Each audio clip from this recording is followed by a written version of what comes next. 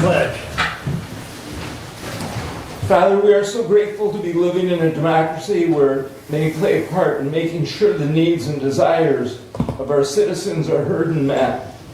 As we work together to find solutions to difficult problems, we ask that you guide us to speak respectfully and with humility to one another. Help us to show a Christ-like love to those we interact with and be an advocate for our constituents and others. Amen. I pledge allegiance to the flag of the United States of America and to the republic for which it stands, one nation, under God, indivisible, with liberty and justice for all. Okay. Thank you, Derek. Out of our first call out to the public, I will read our rule. A member of the public may address the board after receiving recognition from the chairperson and giving his or her name. Public comment shall be limited to a period set aside at each meeting for such purpose, and each speaker shall have the floor for no longer than 5 minutes unless the board grants an extension. Board of Commissioners Rules of Procedure and Bylaws 5.13-3, and we also ask you be respectful. Would anyone like to address the board at this time? Morning, Bob. Good morning, sir. Looks like the price is right. Come on down.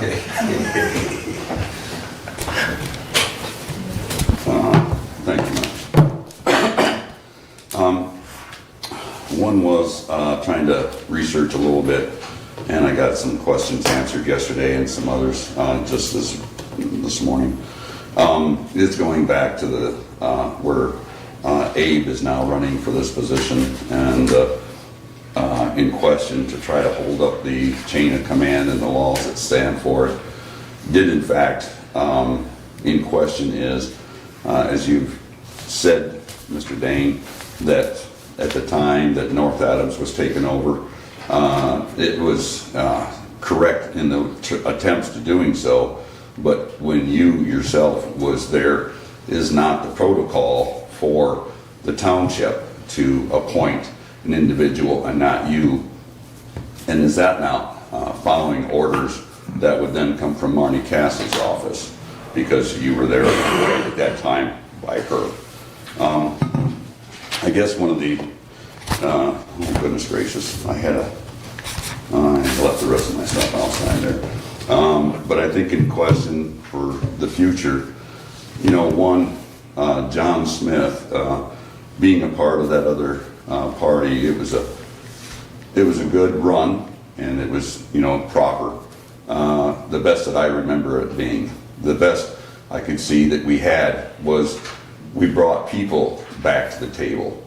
Back then, before these others, it was unbelievable that the people actually didn't even bother to come to any one of you guys' meetings that had to do with commissioners or had to do with the party whatsoever. People weren't following you. Now it's just like it's falling all apart. The people were coming back, and you guys do not draw these individuals from these small townships that ready to do. It seems like you want to take them instead of giving them and showing them and giving them something that say prosperity. And I just don't see it happening in a good way. I just hope that I can get some more notes here and come back, maybe not. But thank you. Have a good day. Thank you, Bob. Anyone else wish to address the board at this time? Mark? Arnhem? I had so much I wanted to say this morning, but then my queen told me before I dropped her off at work that, Joe, don't open your mouth too much. So I got to keep it really clean here. First, I want to say to the commissioners, you guys are doing a really good job. I was really disappointed about last week, though, but the 4 commissioners that stood for law and order and following the law that, you know, that is dictated by the state of Michigan, I really appreciate you guys doing that, because you take your oath real serious. For the ones that don't take their oath serious and only represent a certain fraction, maybe you ought to rethink what you're doing here. I'm gonna disagree with Bob about something. I was lost. I was lost. And the county brought me back. The county, the system here in this county saved me. I should have been probably going to prison. But the county gave me a chance, and they saved me. They held me accountable and made me take responsibility, and I accepted it. My life has changed. Now I'm back on the right side of things. I'm on my way to a job right now, obviously, or else I wouldn't be dressed like this. I want you guys to continue to support these programs, the veterans programs. I didn't even know he was going to be here this morning. I walked in thinking, and somehow my higher power first had my queen telling me, Joe, keep it PG-13. I walk in and I see my old probation officer, and I'm thinking, oh my gosh, I really got to keep my mouth shut. And then I see Judge Stuyvesant, the one that I respect so much in this county that saved my life. I said, okay, my higher power is making me shut my mouth. But it was disgusting on what happened last week in here. It was disgusting when I went to a court hearing, because I'm an independent person in this county, and I wanted to see what was going on between the two fractions. And I see a board commissioner sitting with a known insurrectionist, with a known militia leader, which so happened, I guess that militia leader now has taken over their fraction. It's getting dangerous. I hear you say you speak for your constituents, but there's independents and there's Democrats and there's other Republicans in your districts. Speak for them too. About 6 months ago, I came here and said, listen, I know you were new. And it was a learning curve. You had to follow a learning curve, Steve. The other commissioners teaching you the law. Even last week, the commissioner sitting next to you showed you the law. You didn't want to hear it, and yet you still protested the vote. I don't think you're here to represent your constituents. I think you're here to cause issues just like the rest of them. The other shoe's getting ready to fall from the feds, I guarantee it. And there's going to be other ones that are going to have federal charges here soon. I guarantee it. The feds don't operate with just one shoe. They usually have two shoes dropping. It'd be funny to see who gets tied up in all that. You should resign, or people in your districts need to call you. This is the people's work. Do the people's work. All the people you represent. Your cheerleaders ain't here today. How disrespectful. They come here and say the same nonsense every time. Disrespect the other county commissioners every time. Read some nonsense from Michigan GOP that was overran, that was taken over by a bunch of nuts. You should be ashamed of yourself, and you should resign. Now, my queen, if you're watching this, I am sorry, but I had to say what I had to say. You guys have a good day. All right, thank you, Joe. Anyone else? Morning, gentlemen. Morning, Judge. First, I'm just here to support Don as he gives his presentation today. But just a couple of things really briefly while I have you. First of all, what a great meeting I had with the Budget Committee. Brent's not here today, and with Doug, I wanted to thank you guys just for your transparency. I know that the county doesn't have money, but one of the things I want you to keep in mind when you listen to Don's presentation today is that we've had to be creative in this county in terms of how we're dealing with criminals on probation here. As most of you are aware, we have a significant lack of space at the jail. They've been operating at 77 people every single day. I get a call that says, who can you release today? Just so you guys are aware, I'm down to 7 people who are actually serving sentence right now, which means I'm trying to make a decision every single day about who the least dangerous person is to let out. And so the public is aware, and I know that this comes back on me. Ultimately, I'm responsible for the people who I'm letting out and supervising. These are individuals who have significant methamphetamine problems. Use of methamphetamine is a 1-year misdemeanor, significant alcohol problems, and of course violence in the home, which is your domestic violence type situations. We attempt to properly supervise them. You are all aware that I have consistently asked for more funding to have probation officers like Don, who's grant funded. We were creative with this, able to find a way to get money that didn't come out of the general fund coffers, although it's arguable. I mean, it's still our money, right? I know that your job is to fund the judiciary effectively so that we can do our purpose. And I think that you guys do that to the best of your ability with the money that we have. I just want you to keep in mind that because of bail reform legislation, and if you don't like that bill, go talk to our legislators, including conservative legislators, Republicans that we put into office. When they voted for that, they took a lot of power and control away from the judiciary in terms of how I set bonds and who I let out. Mandatory that certain things be fine-only offenses. So just again, if you can keep in mind what I need to do for supervision to first and foremost keep the county safe. A good example of how we're able to accomplish that is through tracking probation. And Don speaking to you this morning, I think might give you some insight about what I can do tracking off other types of offenses or other type of offenders. Thanks, gentlemen. Can I Ask a question, please. You may. Yeah. Thank you. You may. Sorry, God. A comment back, and I appreciate you being here, Judge, and the Budget Committee did have a terrific conversation, you know, and we'll see where, you know, what we can and cannot do. We all know that, some of the things. I know. But one of the statements that did really almost shock me was when you said that every Thursday when you get a call that you are putting dangerous people back on the street. 100%. Can you talk just for a brief minute more about the dangerous people that are going out there? Right. So district court has some pretty interesting discretion. I don't have to follow sentencing guidelines like the felony court does. So I make a determination at this point based off of the information we can glean about people from my probation officers about who is a potential risk to society. Individuals who aren't a risk can be supervised in the community spending little to no time in jail. And that's what we attempt to do. It's what I have to do because we just don't have the room to put every single person in jail. Very often at sentencing, on the people who do become incarcerated, it's because I've made the decision based off the information that I have that they are a risk to the public, that probation or traditional probation may not serve them appropriately or serve the public, so they get jail time. Then I have to release these people early from their sentences, and I don't want to do that. And for anybody who wonders why I as a judge can't just say absolutely not, they stay in jail the whole time, there are rules in place for jails and correctional facilities that if I don't decide who gets let out, they do.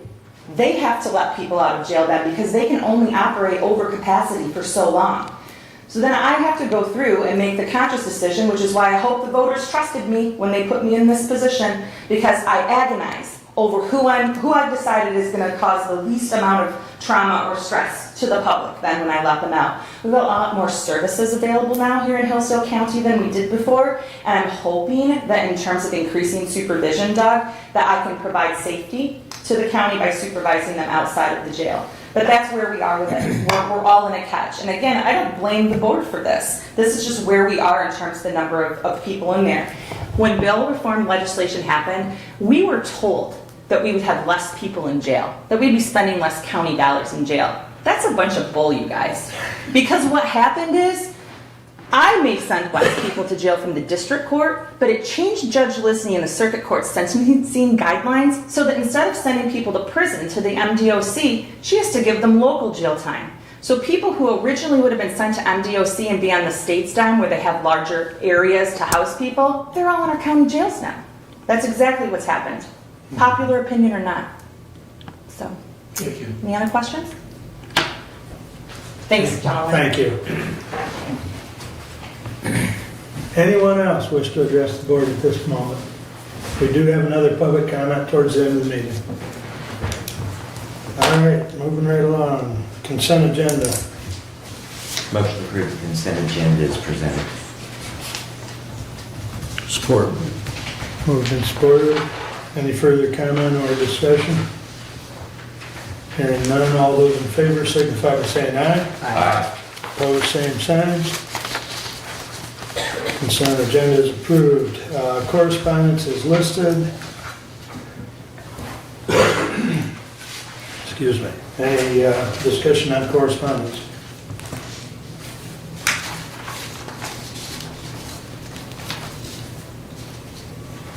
Okay, regular agenda. Entertain a motion to approve. Move to approve, Did you want to move that budget item, sir? however you want to do it, either before or after. I have a discussion on this. Okay, I'll support. Let's get it on the floor. Yep. Yep. Okay, so I would like to move 23-117 to my committee. It's a budgetary item, and we have discussed it in budget. So I'd like to move that to my committee, please. So 23, 117. 117. We'll move to your report. Thank you. Okay. And Nicole Baker is here. We'll get to you in just a sec, Nicole. But I just wanted to make sure that everybody was aware that on your agenda, Julie Weatherby is on. Nicole's in her place because Julie's under the weather, I believe. So Strong pinch hitter. what's that? Strong pinch hitter. Oh, yeah. Nicole's been here before. She's a good pitch hitter. So, okay. Any other comments on the regular agenda? With those changes, all those in favor signify by saying aye. Aye. Opposed, same sign. Motion carries. Now, Nicole, we're ready for you. So, good morning. Good morning, Commissioners. So, as you said, Julie is under the weather this morning. We were on our way to meet each other, and she said, not feeling well. So, thanks for having me. So you should all have our report. So it's a semi-annual report. We give that to all of you twice a year. So in that report, you will see spending to Hillsdale County through both our direct services as well as our providers and contractors through August 31st of 2023. Just a couple of reminders about the report is that these reports represent spent funds. It does not mean that it's all the funding that has been allocated to each service for the entire year. One thing that this report does not include is any pandemic funding. So you might see a couple of service lines that look potentially a little bit lower than other reports you see, probably especially meals, and then say maybe the nursing home ombudsman, and that's because they have received also pandemic funding. The pandemic funding that we have remaining currently is our ARPA funding, and that needs to be spent by the end of fiscal year 24. So we've been working with Hillsdale County Senior Services Center as well as the Legal Services and Ombudsman team to talk about plans for spending. The plans are looking great. We're really fortunate to be able to have those funds to make progress in our communities. I wanted to mention too that the spending that you see, we try to give as much flexibility as we can to our providers. So you might see some changes between this report and the next one that you see from us, because we would like as much flexibility as possible when it comes to spending, say, in an area that needs more funding at the end of the year than what they thought at the beginning of the year. So you'll see some transfers like that. We try to make that as seamless as possible for our folks. So recently, we went to the Commission on Services to the Aging in Lansing to present our annual implementation plan. We have to do that every year. Every 3 years, we have our multi-year plan period, which coincides with our contract period. So the annual implementation plan is what gives us the opportunity to make kind of smaller changes in that contract period. We were there just a couple of weeks ago. We had some great questions from the commissioners there on that board, which I felt like we answered well, and we had unanimous approval on our annual implementation plan, which will be available on our website as soon as we get the final letter from the state stating that it's all set.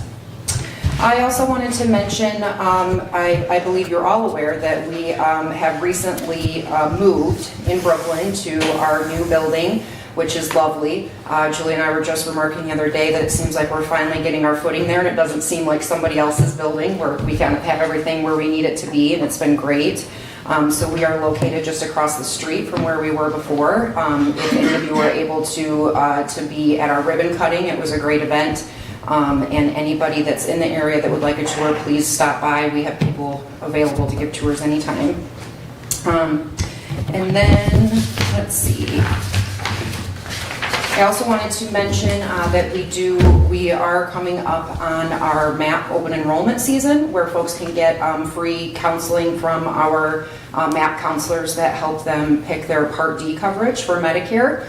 This is a very big deal for folks that rely on Medicare for their health care, because insurance companies don't always have to tell folks when they're going to stop covering their meds before they just stop covering them. So we have counselors that are trained to be able to help people look at all of their options. We offer non-biased information to folks, and open enrollment period runs from October 15th to December 7th. People are able to get appointments virtually, by phone, in person, at a variety of locations through our agency, but also through Hillsdale County Senior Services Center.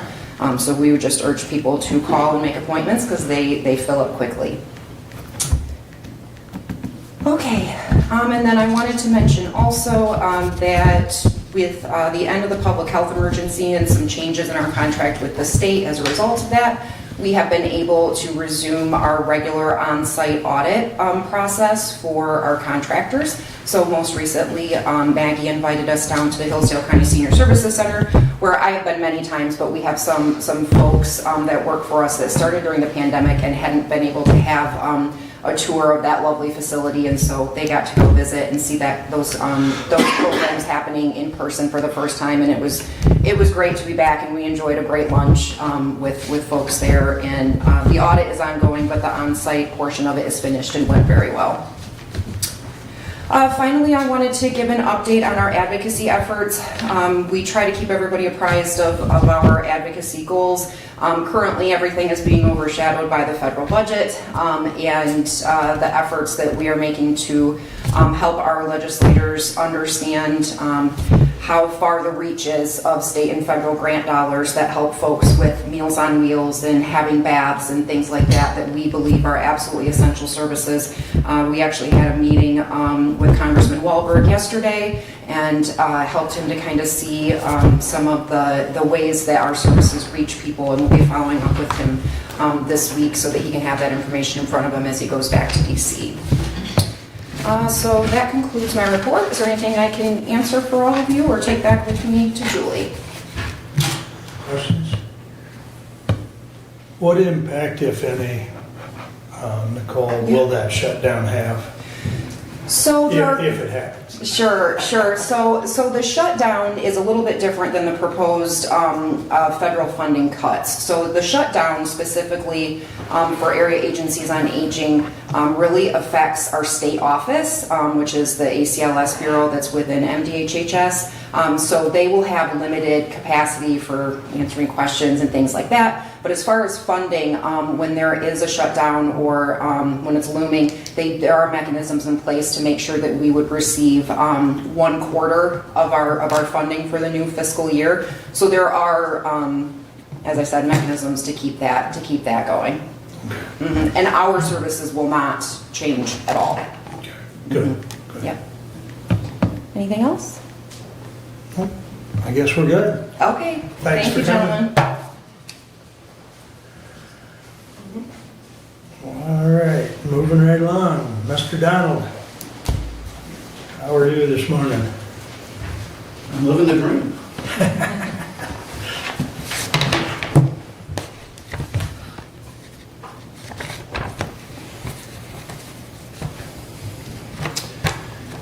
Commissioners, first of all, thank you for having me here today. Mr. Wiley, you asked me to be here, and I promise you that I will be. Now, I appreciate being invited to speak before the commissioners today about what we have been doing in district court with the veteran track probation program. The appreciation goes beyond my duties as a probation officer, but as a veteran who's privileged to help those who have served our nation. Now, to recap the history of this program is to tell a story way before my appointment in May of 2022. A group of government and civic leaders put together a plan to help veterans who fell between the cracks of the criminal justice system. They understood the need to have a specialized program to help veterans as they struggle with returning home from service. Judge Syverson, Judge Lindsay, Captain Stuyvesant, Sheriff Hodshire, Neil Brady, Renee Shercliffe, and Laura Ray, as well as local law enforcement officials and others, put together an idea that has never been implemented before within the state of Michigan: a veteran track probation program. Now, Captain Stuyvesant approached me when I was doing my chaplaincy duties at the county jail and asked if I was interested in applying for this probation officer position. The more I learned about the program, the more interested I became. Judge Stuyvesant provided me great insight on how many in the community feel about our veterans, and I was certainly glad to receive this position. I'm grateful that Probation Officer Lance Binzing took me under his wing to learn the ropes, and that the staff of the District Court continues to offer their support to this program. Now, as of today, I am currently in charge of 20 probationers who are veterans. They come from various age ranges, education, and service branches. The charges they receive range from operating while intoxicated or impaired to domestic violence. Now, following the strict guidelines from the judge, it's my role first to be a full-service probation officer. I am to see that the probationers assigned to me are following through with the sentencing guidelines. There is no exception. The rule of law applies to everybody. Now, as a veteran track probation officer, my second role is to help each veteran get the help they need through the Veterans Administration, various service-connected organizations and nonprofits, to see that they get services that can bring them back fully into the community. Now, we began with 8 veterans and expanded up to 26 and is now settled to 20 on this date. 4 have graduated successfully. 1 recently graduated from Eastern Michigan University, is doing well in the field of medical laboratory science. Another is planning to grow professionally in the IT field. 1 current probationer has finally received a job offer that matches his undergraduate degree in logistics. 1 is getting reconnected with communicating with his family that he has been estranged from for too many years. Now, each probationer has their own challenge, but none of them, under my watch, have to face their ordeal alone. Now, with permission of Judge Stuyvesant and the encouragement of both agents Binzing and Doty, I developed a mission outline through a background planning sequence that developed into what we have today. We studied the demographics of the county and the veterans we currently service through the Hillsdale County Veterans Affairs. With the help of Ms. Shercliffe, we put together a plan that could match our resources with the help of state and federal agencies and organizations. This includes the Michigan Veterans Coalition, the American Legion, Veteran of Foreign Wars, in coordination with the help of Mr. Jamie Wright, who's a licensed master of social work, who is also the Veteran Justice Coordinator of the Ann Arbor VA. Now, we learned that with every pre-sentence investigation, we needed to include a pre-survey, the veteran's discharge status documents, an admission into the local county VA system, and other pertinent documentation that can help them get service-connected help during and after their probation period. Now, upon sentencing, each probationer is interviewed and given directives and goals to not only be successful with probation, but to get the service connection needs that they need. Now, this has ranged from substance abuse treatment, transportation, medical care, help with finances and bills, monthly group sessions with the Veteran Justice Coordinator, weekly meetings with me just to chat if they have issues they need to deal with, occasional field investigations to help those who need extra encouragement, and occasional timeout sessions at the county jail for extra encouragement. They don't usually like that portion. And last of all, it is a demonstrated commitment from this court that our veterans are valued as we offer them post-probation surveys upon graduation. Now, I'm happy to report that our program has captured the attention of the Veteran Justice Initiative in Washington, D.C. We reached out to them and argued the need to have someone from the local level advising them on veteran justice issues.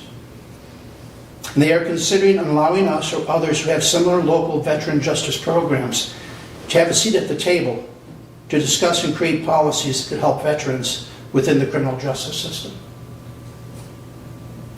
We're grateful that the Michigan Veterans Coalition continues their interest in the program, as it has demonstrated success, and our grant has been extended for another year. I'm proud that our prosecutor has provided in-person support as Assistant Prosecutor Mark Weber attends our monthly meetings. Lastly, I'm grateful for the help and the teamwork that this took on part of the County Veterans Board. Your support has created something that no other county in the state of Michigan has ever had, a veteran track probation program. You know, it's amazing that we get phone calls from larger courts who before have never heard of Hillsdale County asking how we created something so progressive and so successful. And my answer is always, we're Hillsdale County. Now, if you're going to ask any of us who started this program if this has been easy, the answer is no. You know, starting anything new and innovative is a challenge. You know, as a veteran, I have learned that there are many wounds and memories that are difficult to share. Asking our probationers to be open and honest is difficult to do before non-veterans. Having someone who wore the uniform and witnessed difficulties in the field has allowed them to open up in ways that most of these probationers explained was unthinkable before. They understand that what they are being provided is a chance to develop themselves in a safe yet demanding environment. And that's a privilege of being a part of this program. Like the military, they are part of something bigger than themselves. They are learning that they may no longer wear the uniform on their bodies, but they can learn to wear it in their hearts. And it's evident as every one of our veteran track probationers say they would re-enlist all over again. They also express gratitude that we have something like this to offer them. And frankly, how can we say no to that? In the future, I want to see this program continue because it's worth preserving. And I believe our veterans deserve nothing less. Thank you for your time. And thank you for your support. Thank you for your service, Don. You're welcome, sir. Questions? Yeah. How many re-enlistments do you get? Your probationary people. How many of those people end up re-enlisting? I mean, is it? In the military. Sometimes it's not an option after. Usually it's the veterans that we receive are already individuals who've been out and have no intention of re-enlisting. Okay. But however, if they were to start their lives over again, they would have easily re-enlisted. Okay. You know, in the service branch of their choice. We do have one veteran who's currently in the Army National Guard, and I'm working with him as well as his company commander. And I kind of got him by the short hairs, both within our civil judicial system as well as with UCMJ. And being a retired major, I know how to use that. Yeah. Okay. But overall, the vast majority of the veterans that I've served have not only been grateful, but they really appreciate the fact that they can, during our monthly Veteran Justice Coordination meetings with Mr. Jamie Wright, they can be open and honest about some of their concerns. And sometimes they problem solve amongst themselves. Me and Jamie just look at each other and say, they get it. Sometimes they just need that bond. Sometimes they just have to have that personal, in-your-face accountability. And that's something that they haven't had in the past. Now, if there's anything I've ever learned from my service of 28 years as an Army officer, both as a combatant officer as well as an Army clinician, the Army discovered I was an occupational therapist later in my career, so they forced me into the Army Medical Corps, is that you get the battle wounds, whether you like them or not. And it's very easy to ignore once you are into the civilian model of life, the so-called normalcy that we're supposed to be present to. Well, life is never normal for us. It's always an accountability of trying to regain that sense of normalcy. Now, some people call it the 12-step program once you become a civilian, because you always have to acknowledge, yes, I'm a veteran. And now what are we going to do about it? You see, we have right now less than 1% of our service members serving in uniform at this time. I'm sorry, less than 1% of our citizens serving in uniform. There's such a disconnect right now between those who wear the uniform, whether reserve, active duty, and those who don't.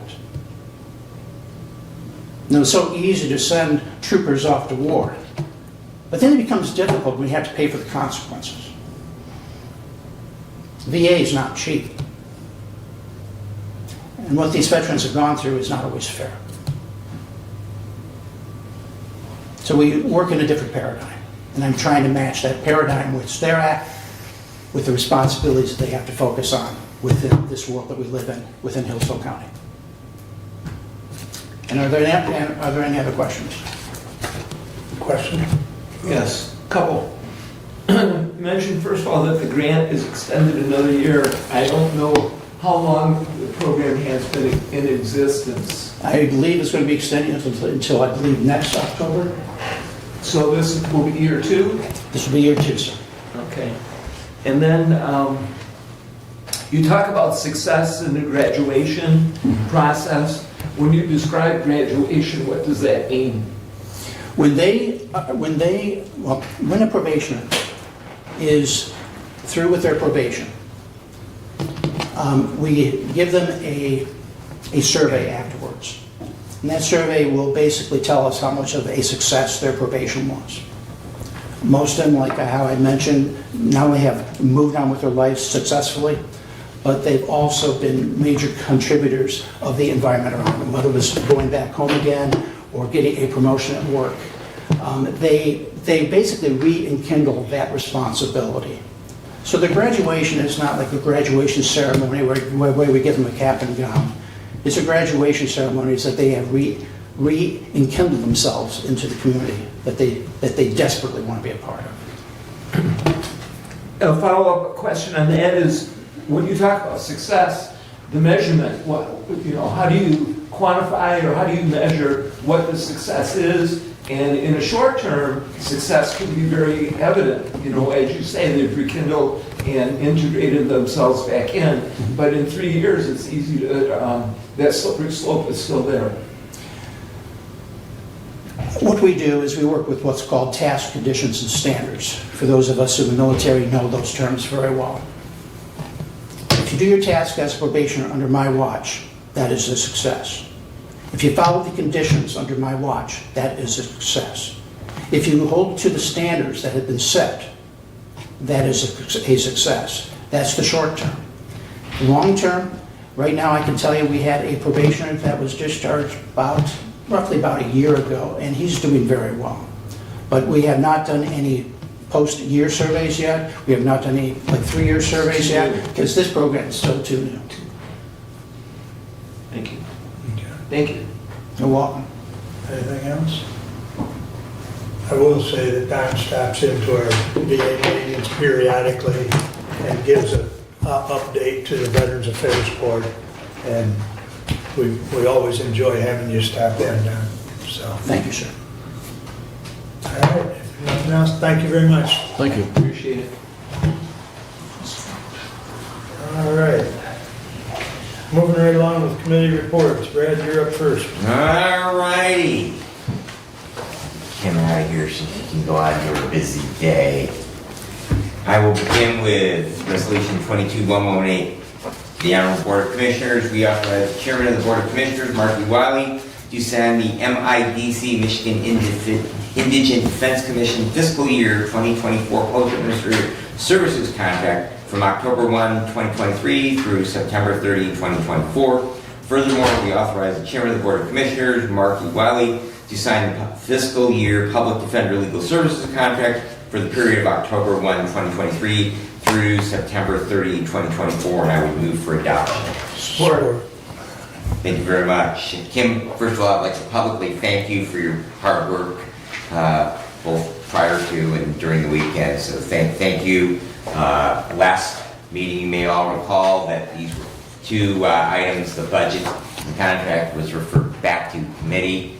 Yesterday, we received, after much back and forth, we received what I felt was an equitable counteroffer, and we have a good contract with terms that we can live with. We will hold up our end of the obligation, Kim, and again, I appreciate your service to our county and to the people that we represent, so thank you. Be happy to hear from you on this feedback, comments. Basically, I don't have anything else to add. I know I haven't signed it yet because I wasn't going to sign it, and we keep going back and forth and wasting my time doing that. So I still need to sign that. Also, in the contract, you guys will need to provide us with information, what you'll need for us from the attorneys to do the direct deposits. So that way we can get it done. And as I said, I know it's too late to do the electronic deposits on the 1st. I think we ended up having a heart attack. So we understand that would be paid on the 1st as a regular check, and then going here and out, those monthly payments would be made electronically. Any overages or anything that we end up billing for will just be done by paper check, because I think that's going to, just like a regular invoice would be done. And that's in agreement with all, I mean, we don't have many, the attorneys that we do have. I know there are issues, or there may be, about the budget, so I didn't know if you guys had any questions. I didn't bring it with me, of that cost analysis. I know that it was modified because I had to. MIDC came down and told me I had to add a couple of line items. It affects the county. It doesn't affect the county at all, because it doesn't increase your portion. Our portion is pretty stable over the last few years, so that doesn't make a difference. So really, I think it added in $25,000, but again, that comes from the MIDC funding portion of that. So that portion, what I gave you there, I don't know if you approved it at the last meeting or not.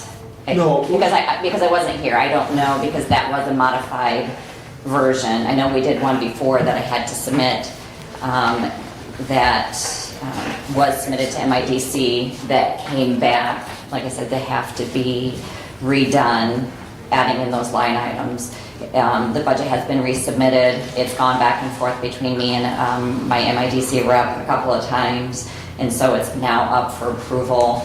Hopefully that'll be approved at their October meeting, and then we can move forward from there. Our fiscal year ends the 30th, so then we'll be doing everything and doing more accounting about what's left over in the budget for different items. Other than that, and I know the pay structure has changed again because that's MIDC ruling. They wanted all billing done, but my attorneys said no. So we are one of the few counties that are still allowing a flat rate. We're kind of doing a dual payment system, and MIDC is allowing us to do that. So that keeps everybody happy, and it keeps my attorneys working, so once we do that. So I don't know if you had any questions about that. I have a comment on your Defender contract on page 2. Every year through September 30th of 2000, there's a 3 on the end of it. Oh, there's a typo. Yeah, on all of them, there's a 3 on the end of all of those. So which one? I didn't bring all of them, and it could be because I think we're just, Well, that's the individual contracts. Yeah, I didn't bring them. the individual contracts, is that what you're talking about? It's the one that you signed in, right here. And show me what you're talking about. I have So so this many. one. Oh. First two, it's got a 3. Oh, okay, yeah, there's just an added number. Yeah, just after. It would just have to add, or remove the 3 at the end of the first paragraph on each one. Yeah, if you want to get the Word document, Abe, he can I will. print them off without that 3 in there. We'll get them signed. Thank you for catching that. Good. They have to start looking together that every time I go through it and look to see, make sure I have the dates correct on all of them.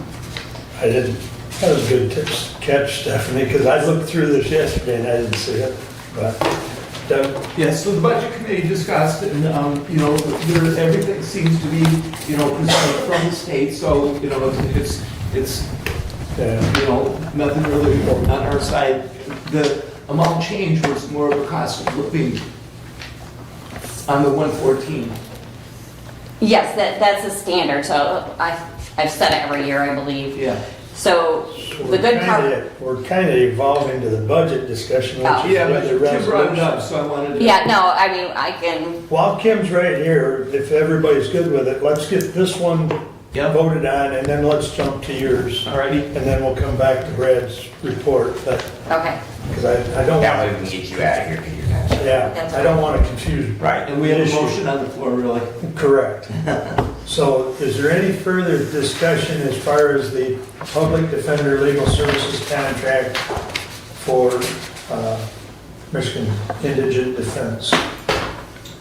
The question I have is, on the billing cycle, when are the invoices typically submitted?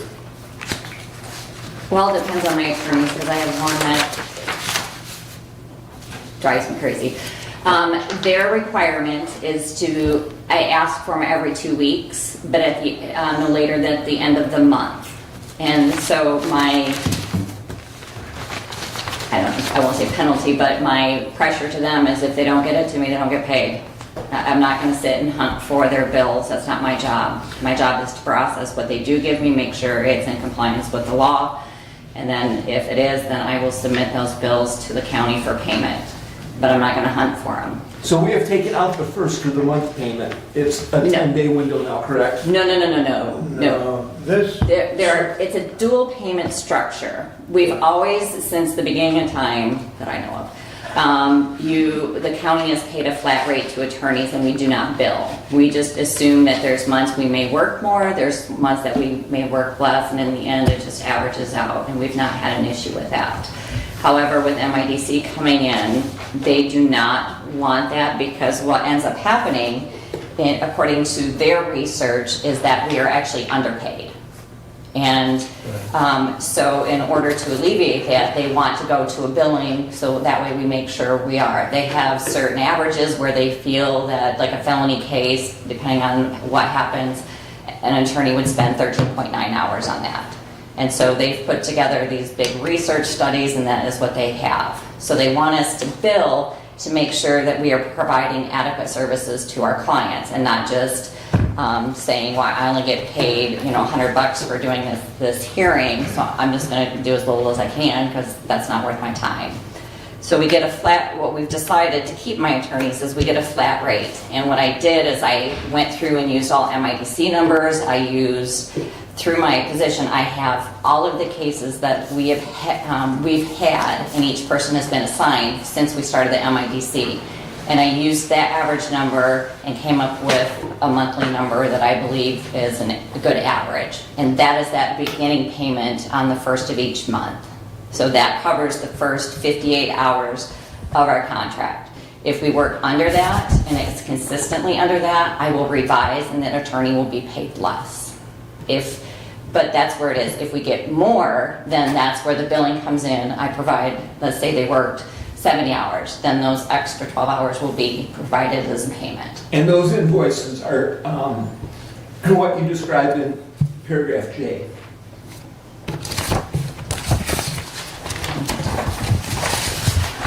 Yes, so those are kind of like the invoices I do now for conflict attorneys.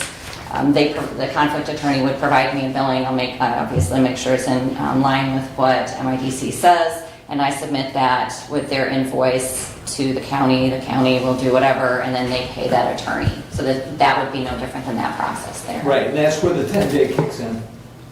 Yes. Thank you. Well, the first of the month the payment will be, but I don't think we'll have an issue with that anymore, since that will be electronically deposited. Yes. Thank you. yeah, the standard contract payments will be the electronic, and the miscellaneous so to speak, Correct. will be done by check at this time. But it's pretty much the same as that we've been doing. Yes. We've just tweaked a few things to include getting you folks on electronic payroll. Yes, and the only other thing that we've changed is because normally the payments are made to us as individuals, and now they'll be made payable to the business. I think the only one that's not would be Rod, because he's not technically a business anymore, he's just an independent. Okay. But that's why I said that I've turned in my W-9 already, so I'll get Keith and Rachel to turn that in, and then whatever other paperwork you guys need for us, I'll get that to you once you give it to me. So I think the treasurer should have been involved in that because I do those transfers. Okay. This is the first I've heard of it. And ACH is direct, have to be done a day prior to the date that you want it to be. Okay. And I'm happy to come and talk to you and figure out how to do this to make it the easiest way. So, and I'm I okay know with there was that. an issue with them not getting paid at one point. Right. And not having people, so So, I don't want to have that on my plate because I wasn't aware that No. was going to happen. Okay. who needs to address that? You or Leanne? Well, she has to start the pre-note process Okay. for the payment. But then I need to have, Okay. you know, how much it's supposed to be. Okay. I Right. have to cover those. Right. Right. I normally did it by check and that was how I Right. accounted for it. But now, Yeah, and that's, this contract that you were looking at, that's kind of how it would be paid. But like I said, I'm happy to sit down and figure this out. This was kind of literally within the last few days, and how you guys do it, I don't know. I'm just working with my attorney. Well, through how I do so the 1st of October will be paid the same as we've always, or, you We'll know, cover a check. with a check? Okay. Just a different. So we don't have to scramble. I mean, you've got 30 days. Yeah. Yeah, The 1st of November is when the electronic ideally will take place. yeah. Sounds good. And I mean, again, we're willing to work. We just needed something in place to kind of help cover everybody. So if things can't happen by the 1st of November, the paper checks are fine as long as they're made on time. But that's fine. I don't want somebody scrambling around because you didn't know what was going All on. right. I understand that, yeah. This latest version was Yes. pretty much yesterday. Yeah, late The ink is not- yesterday. The Yeah. ink is not dry. So Okay. I would say one thing. Sure, go ahead. Your invoices for overages, it's gonna be very important to the county to be on time, so that they can get paid on time, so that we don't go into this 10-day at 3%. Yep. So that would that's gonna great. be within your office, and you said you mentioned you had Yeah. someone that's a little, Right, so I do all of that. I Okay. mean, as part of my job as running the public defender system, Okay. I do all that. So what happens, as an example, Mr. Daly is one of my conflict attorneys. He will provide services, and about every couple of weeks, he'll give me an invoice saying he did this. His last one was way offline, and I went through and redlined it and sent it back and said no. So he sent me an updated one, I approved that, I sent the invoice to the county, and then you guys do whatever, and they sent the payment directly to him. My contract with them is I have 3 business days from the date that they give it to me to say yes or no and get it back to them. And then once I have it, then you guys will have it, because I'm the one that prepares the complete invoice that goes for payment. so we're How 10 do we days. get this, Kim? I give them to you. You physically give them to the clerk's She drops office? them off. I Okay, write, yeah. okay, and that's great. I like that a lot better than you mailing them or emailing No. them. I just drop them off at the courthouse, I Perfect. put it in the box that says check runs or whatever it says, and That's one of those 11:30 last night questions that kind of danced around the back of my head. Because I was thinking, I know a lot of times in the clerk's office, they stamp stuff, Yep. time and date, when somebody hands them something, that way we don't have it floated around. Whatever like the St. date- Louis and. whatever date that I put on that invoice is the date that it is going in the box at the clerk's office. I don't put it like for today and then turn it in on the 1st, because then your guys' time technically runs from today, because that's the date of the invoice. So that's not what I'm doing. My attorneys want paid, I want to get them out because I don't want them griping at me. Yeah. So it's a pretty quick turnaround Okay. for my part to get those other billings in. And like I said, I think now, I don't think that's going to be an issue. It just, that it needed to be addressed. Okay. Any other discussion? We'll do a roll call on 23-118. Commissioner Ingalls, Yes. Commissioner Lanius, Yes. Commissioner Wiley, Yes, Commissioner Benzing. Yes. passes 4 with 1 absent. And we will take a kind of a shift, and Doug will jump to that 23-118, or 117, excuse Okay, me. 23-117, September 12, 2023 is the date on the resolution. To the Honorable Board of Commissioners, we recommend Hillsdale County Board of Commissioners approve the revised MIDC, Michigan Indigent Defense Commission budget for fiscal year 2024 for the period of October 1, 2023 through September 30, 2024. Respectfully submitted, Doug Ingalls, Budget Committee Vice Chair. Support. Okay. We do There's need been a little bit of discussion, but did you want to talk any more on the, Just because I know it's a huge increase every year, because this was one of the questions. The county's portion really doesn't change except for by the cost of living. And I know I say this every year, but because you guys paid us like crap to begin with, that was your baseline for what you have to pay now. So in the long run, for us it sucked, but for you guys, that was a great thing because your budget amount started at the average over the last few years prior to MIDC, which was around like 111 or 112. So the amount obviously over the last, since 2019 has not gone up. You're talking a couple $1,000s that the county is on board or is responsible for. So it doesn't matter. I know this budget, probably when you guys went and looked at it, freaked out at the bottom line number.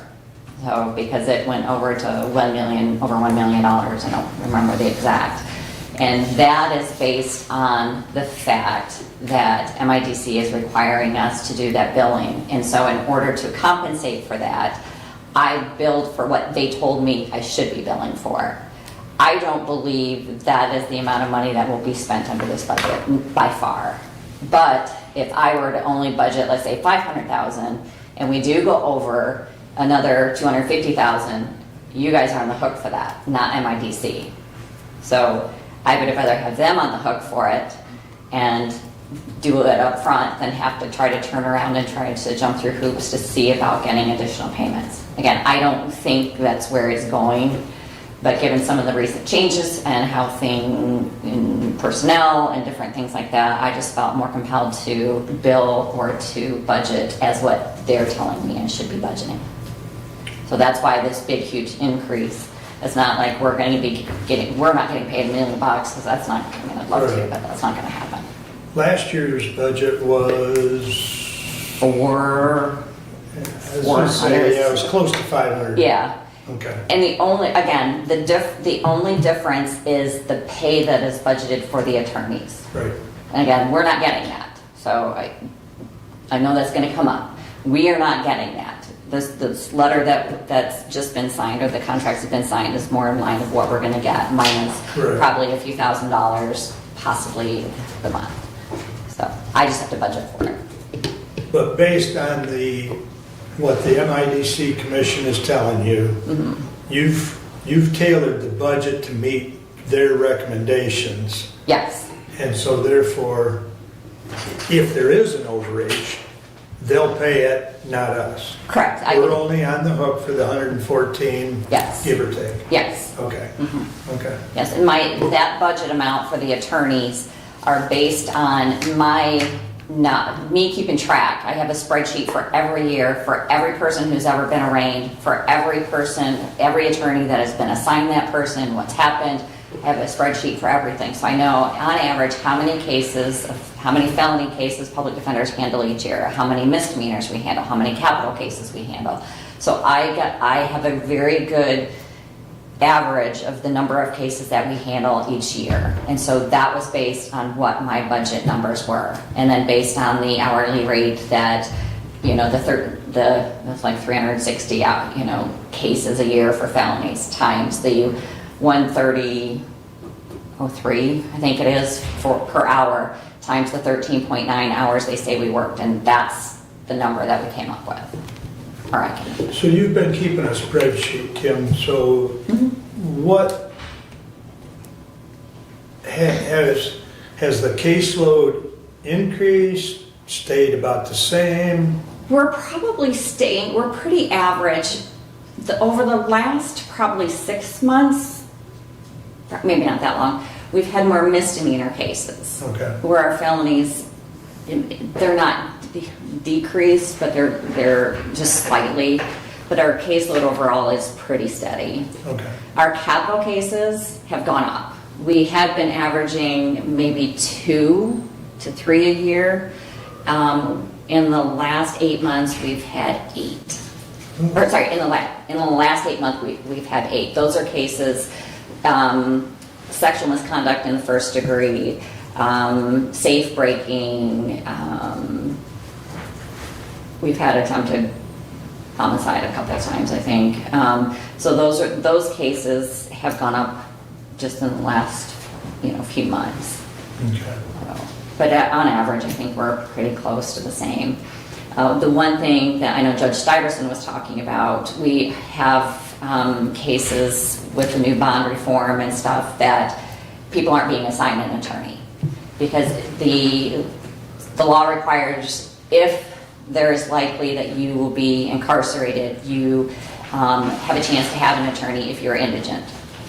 So there are certain cases, and Judge Stuyvesant and I have gone over it, and some of the new bail reforms she talked about, driving offenses, like trespasses, disorderly, those are not likely to lead to incarceration, like no insurance, So they're not assigned an attorney because it's not likely they're going to. If something happens and that changes, then it does come back. So that lessens the amount of cases a public defender has to do that sort of case.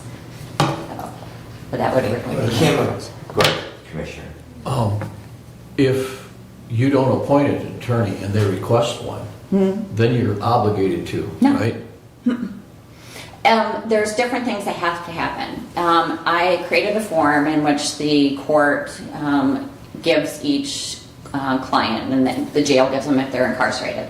It provides them with information regarding their finances. I would then make a determination if they are indigent. If they are, then a second thing happens. Are they actually entitled to an attorney? If they're a driving license suspended and no insurance, a trespass, those are things that we've already discussed with Judge Stuyvesant, but is not likely to send somebody to jail. And since it is not likely somebody to be sent to the jail, they will not get an attorney. Because that's the requirement, is if they will be sent to jail. Or likely to be incarcerated is the most thing. So those offenses will not be. Other offenses, if they are indigent, they will get an attorney. If they are partially indigent, they may have to pay a portion of the attorney's fees back, which then go back into our MIDC budget. And those guidelines as far as indigency are set up by the Indigent Commission. Yes. Lansing, yes. Yep, and each county makes their own policy on how that's going to work. So I know I work with Ms. Ray, trying to get that done, but yes, each company or each county has to have their own policy, and that policy is submitted to MIDC for approval. There is quite a little bit to read if you look at the Indigent Commission, Michigan Indigent Defense Commission up, it's... Yeah, if you can't sleep, read it. Brad, you had a question? Actually, Councilor answered it, that just if there's a partial payment, in other words, that there can be a sliding rate that they pay, and that there is a form, an application, then, because that's a question that comes up to me from time to time, Yes. regarding public defenders, is there an all or nothing? Is there, what exactly is the criteria? Does somebody say, hey, I can't afford an attorney, so thank you very much, I appreciate you filling the blanks on it. So as part of this coming in, because I know since we're talking about the budget portion and how this indigent defense, and I believe, I don't know your budget committee stuff because that's outside of what mine is, But I've talked with Judge Lisney, and I think she's probably talked with you guys, because part of my MIDC is we do not do civil contempts. And even though it sounds weird, because under a civil contempt, people can go to jail, but that doesn't fall under criminal. And those are the only things us as indigent defense counsel can do. That's things like probation violations, whether district court or felony court, we handle those because obviously those are people who've already likely been incarcerated. Or personal protection orders violations, because that could also subject them to jail on a criminal level. So those we will do. Friend of the court violations for non-payment of support as a civil contempt, we cannot do under our contract. So that was a strict no. And Judge Lisney and I have talked about it before under this last contract. We just did it because MIDC really didn't say anything, but now they've said something. So we cannot provide support for the friend of the court violations. Judge Lisney and I have talked. If she wants us to be there, we can do that. However, that's the county's dime that would have to reimburse MIDC for that time spent. So that's between you guys, but just so you know, that's MIDC standard is we will not provide coverage for that. But if we were to pay for it, you would Yes. charge us at the rate that we've negotiated?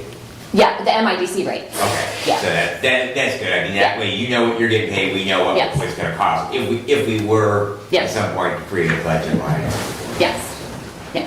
Thank you. So I just want to be clear with that too. Anything else on the MIDC budget? We'll do a roll call. Commissioner Lanius, Yeah. Commissioner Wiley, Yes. Commissioner Benedict, Yes. and Commissioner Ingalls. Yes. Passes 4 with 1 absent, and I want to thank you, Tim, for doing all this. County needs it. You And guys just got an extra money for billing for all that time. have a great rest of your day. You too. All right. Now we'll jump back to Brad to finish your report. Alrighty, well, I think I have another resolution, so let me just dig down to 23-125. That is correct. To the Honorable Board of Commissioners, we recommend the creation of the Hillsdale County Materials Management Planning Committee. This committee shall be established to facilitate the development of an updated materials management plan as required by MCL 324-11571. The makeup of the committee shall be as follows: a representative of a solid waste disposal facility operator that provides service in the planning area, a representative of a hauler that provides service in the planning area, a representative of a materials recovery facility operator that provides service in the planning area, a representative of a composting facility or anaerobic digester operator that provides service in the planning area, a representative of a waste diversion, reuse, or reduction facility operator that provides service in the planning area, a representative of an environmental interest group that has members residing in the planning area, an elected official of the county, an elected official of a township in the planning area, an elected official of a city or village in the planning area, a representative of a business that generates managed material in the planning area, and a representative of the regional planning agency whose territory includes the planning area. And I listed after that MCL 324-11572, where that list derives from. Further, the county clerk shall publish a notice of the positions to be filled on the Hillsdale County website, and I would move for adoption. Support. Thank you. I did include in the packet with you Act 451 of 1994 as amended. That does have the pertinent references for that makeup, and the reason behind this, just kind of summing up for my fellow commissioners as well as the members of the public that are here physically or online. There are going to be directive issued from Eagle sometime probably in October that says that we have to update our solid waste management plan, which I believe the current version was adopted about 21 years ago. we kind of want to get a little bit ahead of this. There is some grant money out there for us to do this planning. We probably are going to have to buy some services, possibly from Region 2. There also exists the possibility that we can partner with another county. There is actually a financial incentive if we were to partner with another county, so we can receive up to a $50,000 grant, no match. There's an additional $10,000 incentive for each county that partners together. I have already received at least some interest and some communication from an individual that represents the county of Jackson and the person who runs a recycling company over in Branch County. So there is some interest in creating a multi-county, and as you can see with some of those people on those lists, we probably don't have those type of operators of some of those programs within the county, so we probably are going to have to reach outside of to find them. And it wasn't my idea to include them. That's what the Wizards and Lansing have said that we have to make up that list. So we probably will have to do a little bit of digging to do that. But I did want to at least get the committee. If we approve this today, that will simply allow us to begin to take those applications. It will be by a normal application process. We can then vet them. I already have visited with the city manager for the city of Hillsdale. To kind of let him know that we had this under consideration because they are probably the largest unit that does have a waste transfer facility and residential waste collection within their unit of government. And I know that I have at least Ransom Township within my district that does operate a waste transfer station, Commissioner Lanius. I believe that Scipio operates a waste transfer station as well. So we do have at least some people out there from township government that would probably make some good makeup. I would be happy to answer any questions to the best of my ability on this. I will honestly tell you that Jim Lockwood has been my source in all things in regards to solid waste management and recycling. He is probably the wisest person in the county in that regard. He's done it the longest. They operate an outstanding facility out in Jefferson Township. If you have not had an opportunity to see that, it is pretty amazing what they do out there. And they actually make the thing where they don't have to support it, which is a great thing, because I know that my township, we pay probably $13,000 a year of the general fund budget to provide access to our citizens to Ransom Township's waste transfer station. So they do a really good job in not placing a burden on their citizens there. So with that said, there is a session that I gave you all a flyer on tomorrow. Unfortunately, I have an employee that will be absent tomorrow, and so therefore I will not be able to attend it. It's in Coldwater from 12 to 3 at their township hall. So if any of you would be able, they're going to have representatives from Eagle there, as well as from the Michigan Recycling Coalition, and that should be very, very informative. So, again, if I can answer any question, I would be happy to. I guess just a comment. I'm glad you mentioned Jim, because I was wondering, how much he had helped, because he is a wealth of knowledge. Yes. And I guess I would echo your sentiment as well. Anybody on the board that has not been out to Jefferson needs to see that, because it's kind of out in the middle of nowhere, so to speak, but it is a really outstanding facility. So, And just be cautious if you go over by the book bin, because you generally can tend to leave with books. all right. Any further discussion on the resolution at hand? Hearing none, we will do a roll call on 23-125. Commissioner Wiley, Yes. Commissioner Benzing, Yes. Commissioner Ingalls, Yes. Commissioner Lanius. Yes. Passes 4 with 1 absent. Please continue. All right, the CA Community Development Committee met on September 20th. They did formalize plan to move ahead with closing those 6 Jackson County classrooms and the one in Hillsdale that I spoke of previously. That is basically because of lack of personnel to run those classrooms. In order to stay in compliance with their federal funding, they can't have the spaces, because technically that says then that they have the student spaces available and they're not filling them. So in order to not have the spaces available, they have to close the classroom, which then makes them back in compliance. So basically that plan that will then be adopted at our regular board meeting, which will be later this month. Prevention Works did meet on September the 14th. New state fiscal year begins October the 1st. Interestingly, SOAR funding, which is opioid settlement dollars, we got $15,000 last year in that. In the 2024 budget, those will no longer be an automatic grant. Last year we received $15,000 and it was a use it or lose it grant, which we were successfully able to allocate those funds. However, now it will be, we'll submit a proposal. You possibly could receive more than that or less or none at all. So we had some discussion at Community Corrections how we might actually submit for some of those dollars and use that for possibly a drug testing position. There is a $1.5 million grant, and this is kind of interesting, it ties in with what we heard earlier today with our veterans program. And if there's a $1.5 million grant to provide transportation via Phoenix, it's F-E-O-N-I-X, mobility transport to residents of Hillsdale, Jackson, and Lenawee counties. The first year of that grant, the focus is going to be on veterans.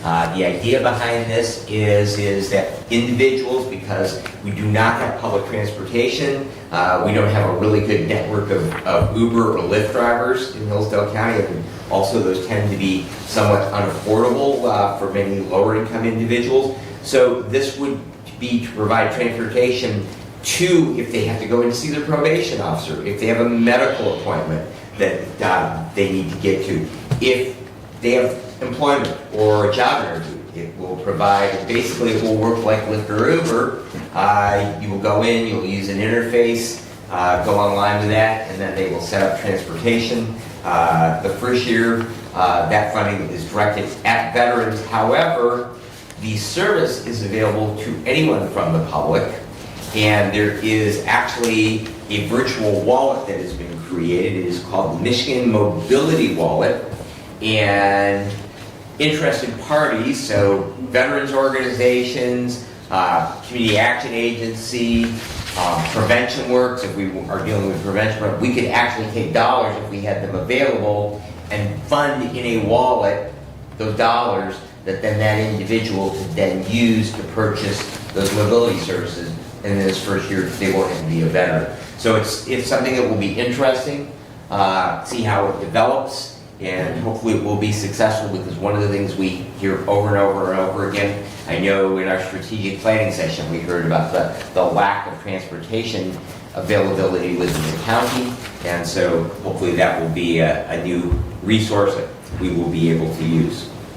Also, they are beginning the Michigan Profile for Healthy Youth. That's called the MyFi. That will open up in October and run through mid-December. That's in every other year through the public school systems throughout the county. It surveys basically junior high school youth, and it is on a voluntary basis. And in the past, that Prevention Works has incentivized participation by our public school systems within the county by providing things like pizza parties if they do have, if the schools elect to participate in the MyFi program. 911 board met on the 20th. They did approve their 2024 budget. That is still subject to approval by the Board of Commissioners. With our regular budget that lumps in, but they do have their own funding source, so they are funded with no general fund appropriation. But they did go ahead and approve that budget. They're still looking at cab vendors. Tom Whitaker, he's come up with a couple other companies to look at. And also, if you are at the Hillsdale County Fair this week, they purchased a Easy Up canopy that's lettered with Hillsdale County Central Dispatch on it. Looks pretty sharp. We stopped by there last night when we were down at the fair, and that will be for events that we do not only at the fair, but events that Central Dispatch does throughout the county. Community Corrections Board had our meeting on September the 20th as also. We did receive Community Corrections grant, as I previously reported, for about $62,000. That was about half of what we applied for. That will pay for one full-time position at about $20 to $22 an hour. That individual will work primarily out at the jail, so they will probably have some space that they will use in the historic courthouse in conjunction with the circuit court, but their primary workspace will be at the population out of the jail to supervise those individuals as they move through the circuit court process from arraignment to final adjudication of whatever will be the outcome of their experience with the correction system. The other duty that this individual is going to be charged with is, because this is a one-year grant, they will be charged with starting the process to write for the next grant cycle. We did not receive funding for a drug testing individual, so and that will probably be a component of anyone who is involved. Numbers that I'm hearing are greater than 95% of the people that move through circuit court have some form of substance use disorder, whether it be alcohol or other substances. And so drug testing is an important component of that. And we are hoping that possibly to utilize either some of our opioid settlement dollars. There will be a letter sent to the opioid committee that we have members from budget, and Derek is on there as well. And hopefully that they would see fit to direct some of those dollars so that we can get that drug testing position. And Community Action Agency board meeting will meet here in Hillsdale. We do alternate around Hillsdale and Jackson and Lenawee County. Last month we were in Lenawee County at one of their district library branches. And this month, on the 28th, we will be meeting here at CAA at 4 p.m. And that concludes my report unless you have questions for me. Thank you. Commissioner. Yes. Commissioner, I want to thank you for your work with the public defender's contract. It was very complicated and very involved, and I appreciate the time and the effort and the result. Thank you. Thank you.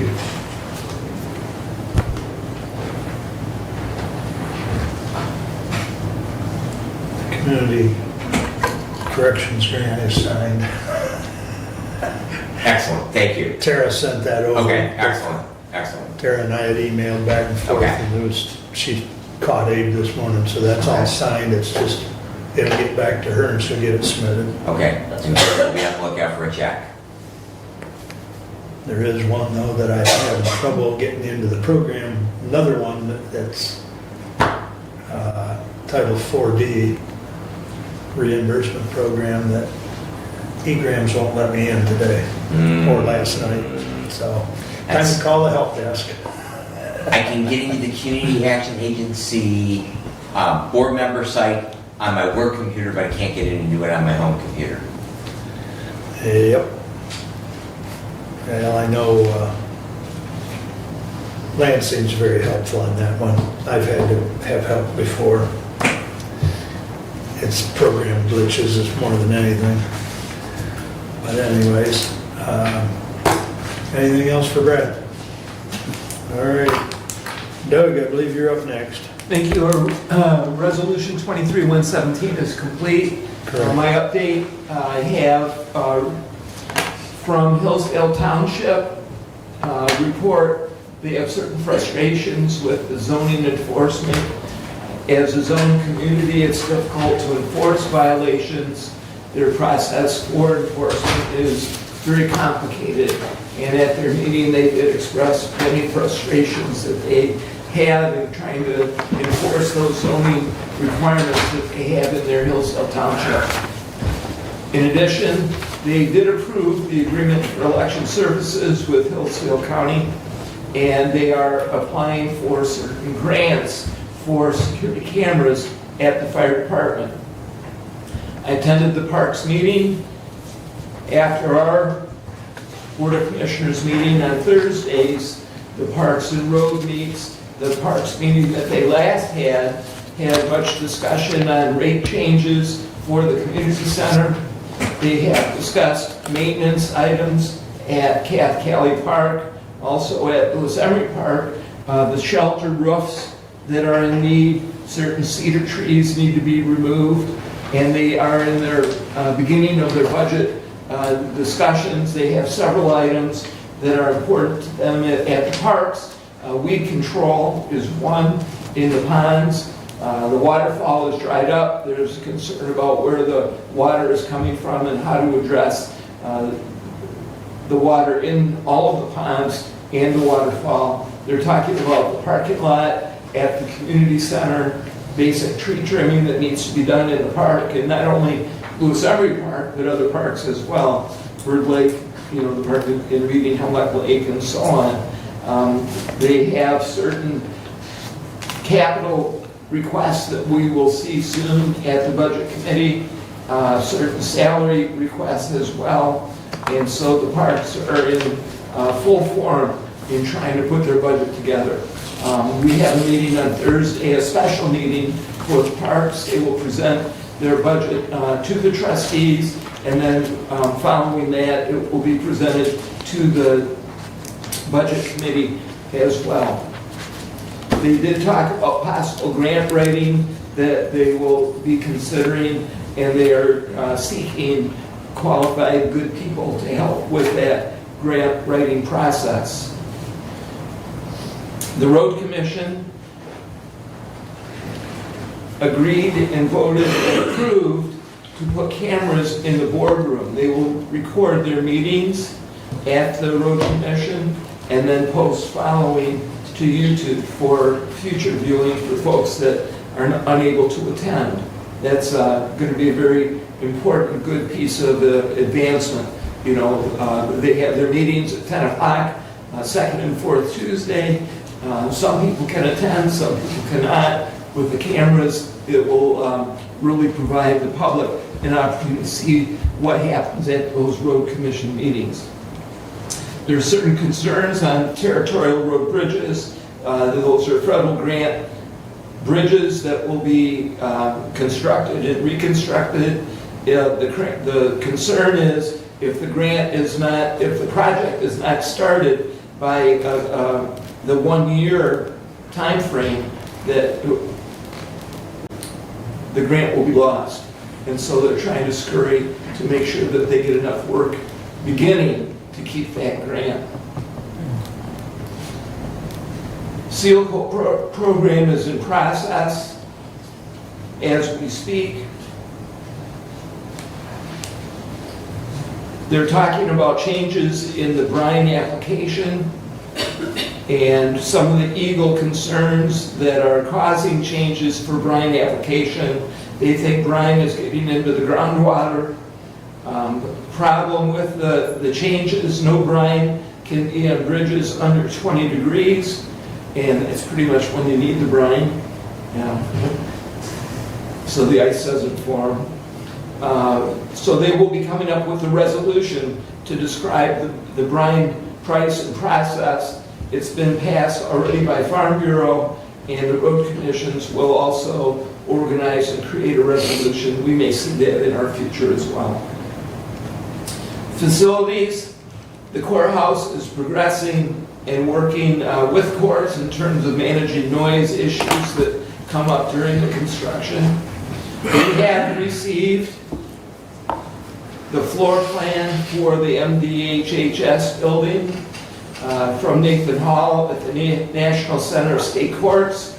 So we now have 3 floor plans from the courthouse plus 1 for the MDHS building. Commissioners, I ask that you look at those floor plans and come prepared. At our next meeting, I will have action item to consider. I did not bring the action item today due to one absent. And I feel that with this important discussion that we need to have all voices heard. And so please do come, commissioners, at our next meeting ready to take action. The clock is ticking. As we all know, the district court is in need of a home after 3 to 5 years. So please come ready to discuss that. The budget has finished up the budget meetings with department head presentations. We also have gone over the special revenue funds, and the parks will present their budget from the trustees to the budget committee in the next week or so. And so we will then begin what has been described as the nitty-gritty. And we will be, hopefully, the first meeting in November, we will have the budget proposals for a public hearing to be completed by the end of November. That's the time frame that we're trying for.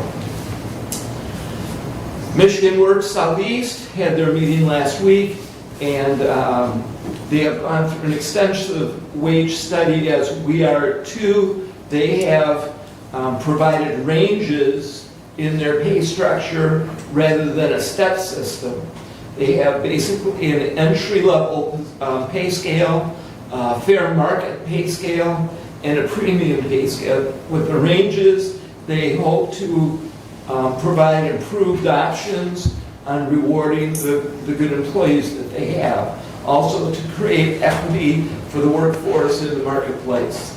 So wage studies are very much part of the groups that we all deal with, and Michigan Works has completed and will be prepared to implement their new wage study, wage program. That completes my report at this time.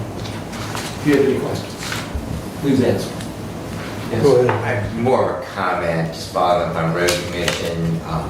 I did have an opportunity at Jefferson Township a couple of weeks ago to hear that on M99, what we've heard about previously, what the stoplight is, the road commission, what they're hoping to do because of the concern with the stoplight there and having only one lane with snow plowing over the winter. They're going to take a concrete slurry and pump it down into that area and hopefully stabilize it, at least for the winter. It's also a material that can be removed fairly readily. So what the idea is before it gets too cold, to get that slurry mixture in, then to come in and lay a layer of asphalt where the road has collapsed and be able to open that road back up for the course of the winter months to 2 lanes of travel, one north and one south. I did actually ask Bob Godfrey yesterday for an update on that because the thought was it was going to happen like a week ago. It is, as of yesterday, has not happened. They evidently had a couple of road supervisors out, and so consequently they're a little delayed in getting that done. But that is the hope right now. That continues to be a question of why do we have a stoplight on M99 in that one lane. But the fact that the road is sinking away, there's no base underneath it, and they hope to at least temporarily stabilize it by that concrete slurry mixer. So hopefully that will move forward. Thank you. Comments, questions? I'm good. M99 still closed. Or M49. Yeah, you get in by your house the other day. Yeah. I may stop on the way back just to take another look, but whatever they're They building. got a week. He said October the 1st, it's Saturday. They said October 1st. It does look like they're gaining on the project, but for that little creek, they've really spent a lot of money. But Probably spotted frog. they spotted something. Yeah, anyways, it'll be nice when it's done. I mean, but, all right, very good, thank you, Doug. Brent is at the fair, and Steve, you're up. I'm sir. up. Okay. September 13th, I attended the Michigan Works with Commissioner Ingalls, and we had a very informative meeting. And one thing that you didn't express upon is the importance of a human resource personality involved in our government. And I think looking at everything they presented, they also presented within that how important it is for a human resource person. So it's something that we maybe need to consider in our near future. On September the 18th, I had a meeting at the Branch County Board of Health, the Finance Committee, and we forwarded to the full board the indispensable supervisor training. And that program will provide everyone in the management situation over there with a better understanding of their position and how to move forward in them. We also move forward to the full board vaccine pricing method policy, which has changed just a little bit from what they had before, so that will come to full board on Thursday.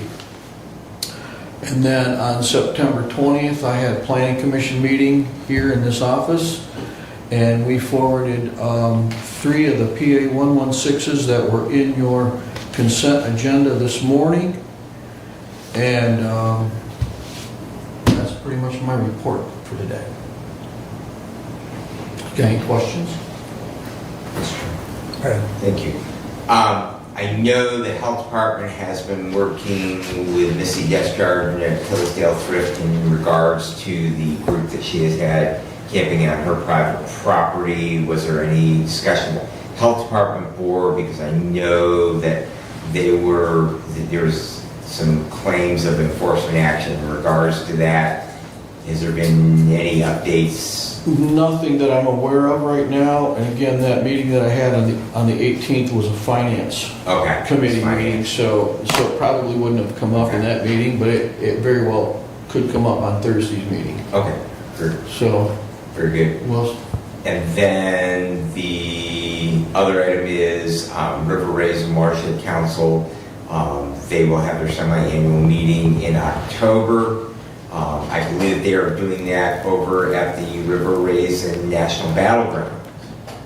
And I was wondering if you... I haven't gotten any information on that whatsoever. Okay. So.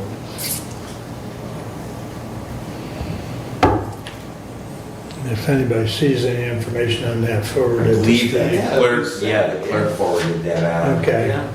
I thought so I didn't too. see it. Okay. There was quite a laundry list of yeah. names that go on that. Yeah, they did a really good Commissioner name was on that job. list. Well, if you've still got it, forward Yeah. it to them, because I remember seeing it, I just don't know where it's at. I think the only thing they didn't have it, they had the date and the time, they didn't have the location because the federal government, because it is a national battleground, the federal government was a little slow, so they were waiting for final approval of that. They did get the approval. No, when was it sent out?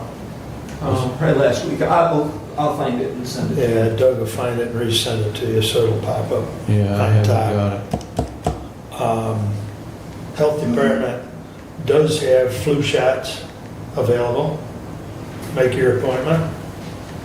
And of course, they've got all the other vaccines that you may want to, but it is flu season, so Shelley and I went in last week, we got our flu shots. What do you want the flu for? I don't want the flu, that's why I get the shot. Anyways, all right. Anything else for Steve? All right. I have an action item, which bear with me, it is long.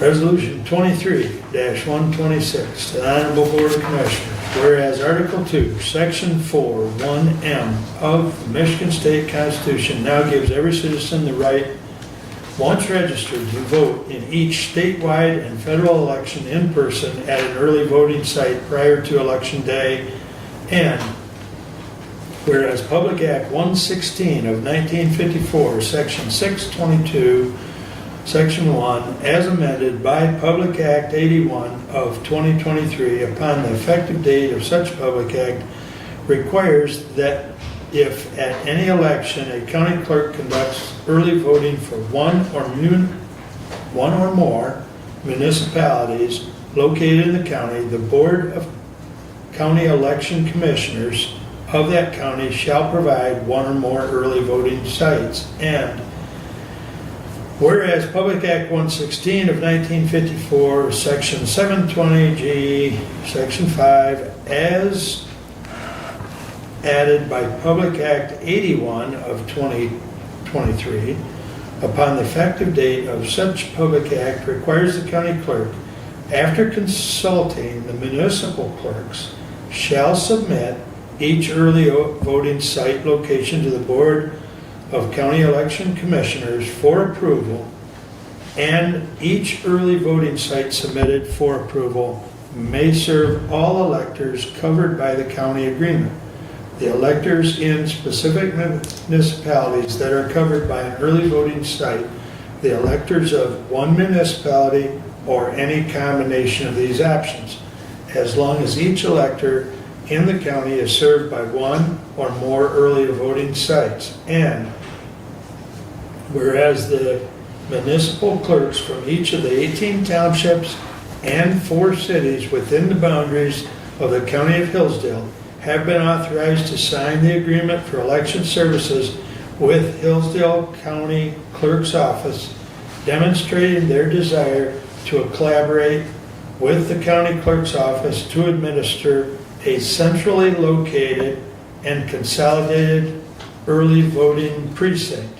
And whereas the Hillsdale County Election Commission met on August 14th, 2023 and adopted a resolution assigning the one early voting county precinct location to room 2 of the Hillsdale County Courthouse, 29 North Howell Street, Hillsdale, Michigan.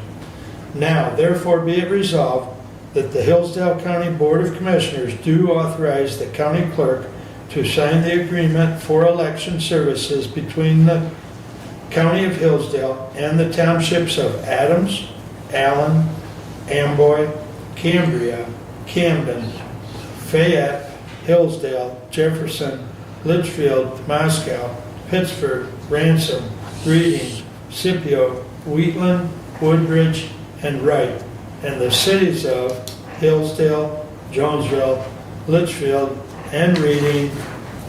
And be it further resolved that the county clerk's office is authorized to make expenditures for purchase of equipment and supplies no sooner than November 1st, 2023, in preparation for the implementation and the aforementioned precinct, with the expectation of reimbursement from both the state of Michigan grant funds and reimbursements from local municipalities which are parties to the agreement in the next fiscal year. Respectfully submitted, Mark Wiley. Support.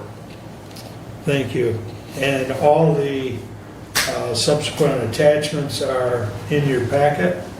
If you have any questions, I know we've discussed this some in the past, Ava's discussed it, but if we have any questions, Mr. Benson. Thank you. Not a question, just a thank you to Mr. Dane, his staff, and to all of the clerks within the County of Hillsdale, city clerks, village clerks, county clerks, all that are involved in running elections. This has been a very arduous work, and I greatly appreciate all of the effort that has gone into it. I know that my townships have spent considerable time contemplating it, hearing comments from the public, and I think that this is a way to comply with the law. Again, I will emphasize that this was voter-initiated legislation, and it is part of our Constitution, and like it or not, that we are required to have 9 days of early voting.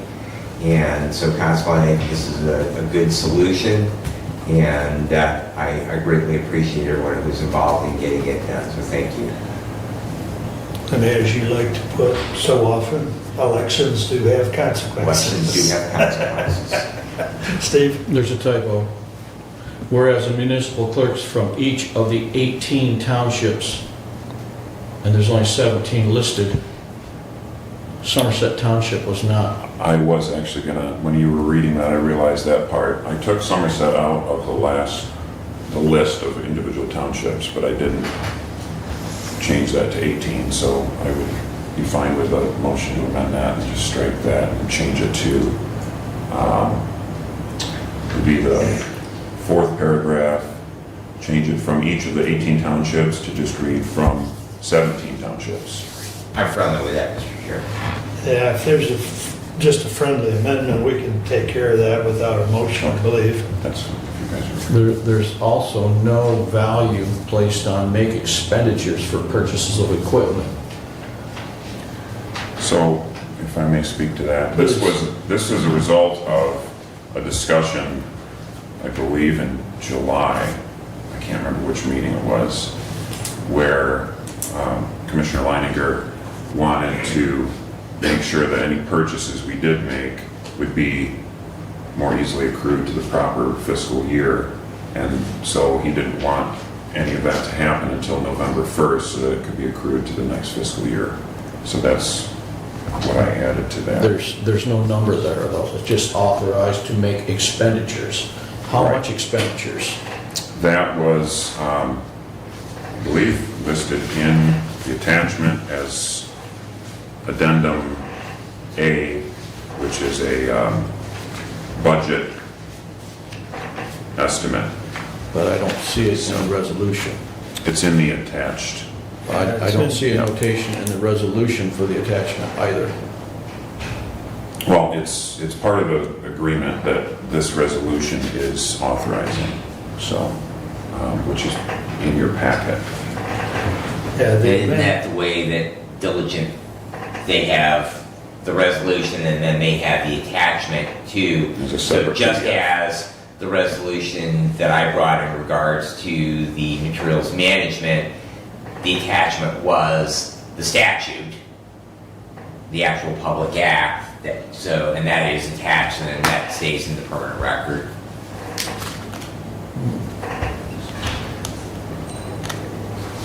Yeah, the attachments will all be part of the permanent record. But I don't see in the resolution where it even notes an attachment. So whether, the way it's written, it doesn't show me that there's an attachment anywhere or any dollar or value amount referenced. So if I was just to pull this resolution out and read it as such, I would have no idea there was an attachment.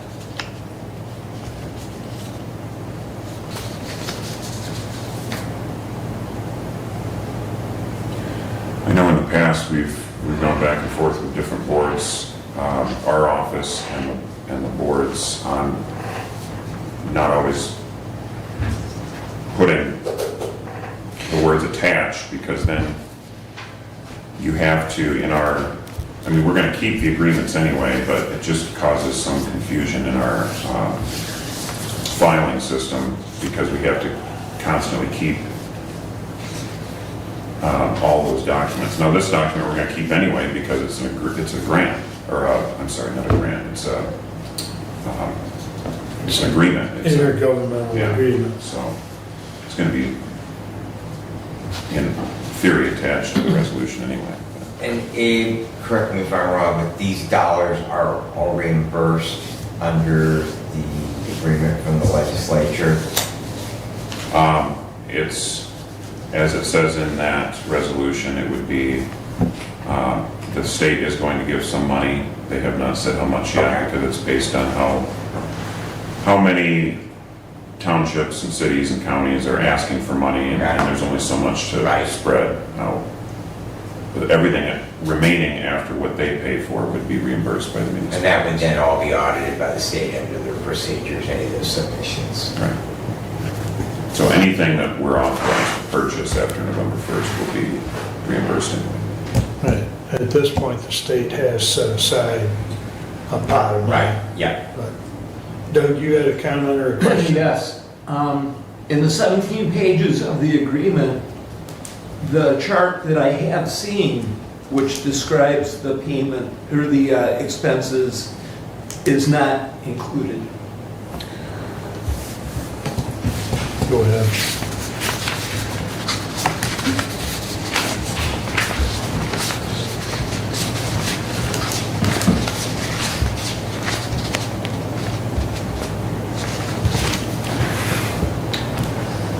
Let's see here.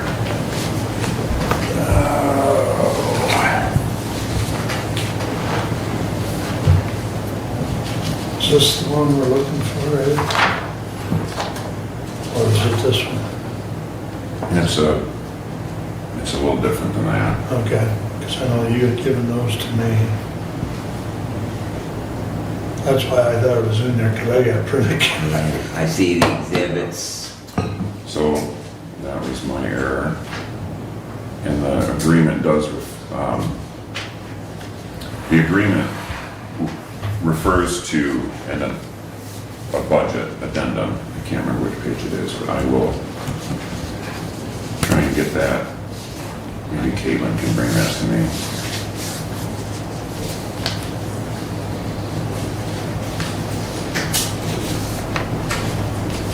On the agreements that were distributed to all the municipalities, it was attached, and I assumed it was attached to that one too, so my apologies.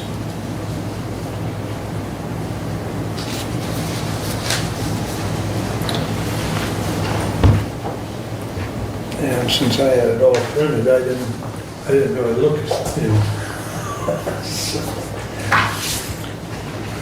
So it also says, with the expectation of reimbursement from both state and Michigan grant funds. Correct. We have no idea how much the state is going to reimburse our county with funds. Okay, so that, if that comes up short, then the rest of the money is going to be paid from local municipalities, which would be all our townships. Correct. Okay, and they were presented this program under the assumption it would save them money. And if the state comes up short, it would in fact cost the townships as much as it would have before. So there's no dollar amounts assigned to any of this. This is kind of a floating thing here that you've got for some expectations of money from the state and expenditures for purchases that is not designated amount. I can't support it the way it's written. Can I say something to that? Please. So, the state is not, I mean, it's frustrating, but it's the way it has worked with this legislative term this summer and what they've allocated for funds for this, and they just aren't telling us an amount. But that is forthcoming. I have turned in a grant application to the state, although now I have to revise it because Somerset is going to do something different and I have to include their costs, which are going to make the cost go up. Regardless, they will fund, they have said they'd like to fund 80%, but this is, they don't know until they get all the numbers from everybody and they know how much they're going to have to fund, and they only have a certain pot. I think it's 30 million. So that's unfortunate, and I see your frustration. I'm frustrated. The municipal clerks in our county are frustrated by that. But that's how that is, and that's a Lansing problem that they've put on us. Now, we are saving money. At least the 17 townships that are part of the agreement will be saving money, because now those 17 townships won't have to purchase additional equipment and won't have to pay for their own inspectors. So in that aspect, it's going to be a huge savings for the taxpayers, because we're only talking one precinct and not 18 plus 4 for the cities. So thank you, Caitlin, yet again. You have a wonderful employee, Stephanie. So here is the expenditure estimate. And if any member of the public wants to see these, I will be happy to forward them on. We have one extra. So. And then, again, this is just an estimate because I know sort of what equipment we need. I know we need tabulators. Some of that might be adjusted if the state doesn't give us as much money as I hope, then I'll make tweaks to try and make it more cost effective. For instance, the generator for the power backup would be something that would be the first thing to go if the state doesn't give us enough. Ready mine there. So, well, that's my plan, a 100-foot extension cord and a gasoline powered generator instead of the Generac that we want, but as far as this agreement goes, by not authorizing it, the deadlines that we have so many days before the first state and federal election to have these in place. And here again, Lansing is not being clear on whether we're going to have our first state federal election on February 27th or on March 12th. So we're assuming the earlier date to be safe, and that leaves us with a deadline of October 25th to have these agreements in place. If we don't have this agreement in place, this body is forcing all the townships and cities to scramble all of a sudden and have their own plan and spend their own money on additional tabulators and all that goes with And it. I can smell the tar from all those local clerks. See a few feathers floating by. And quite a few resignations would be my guess.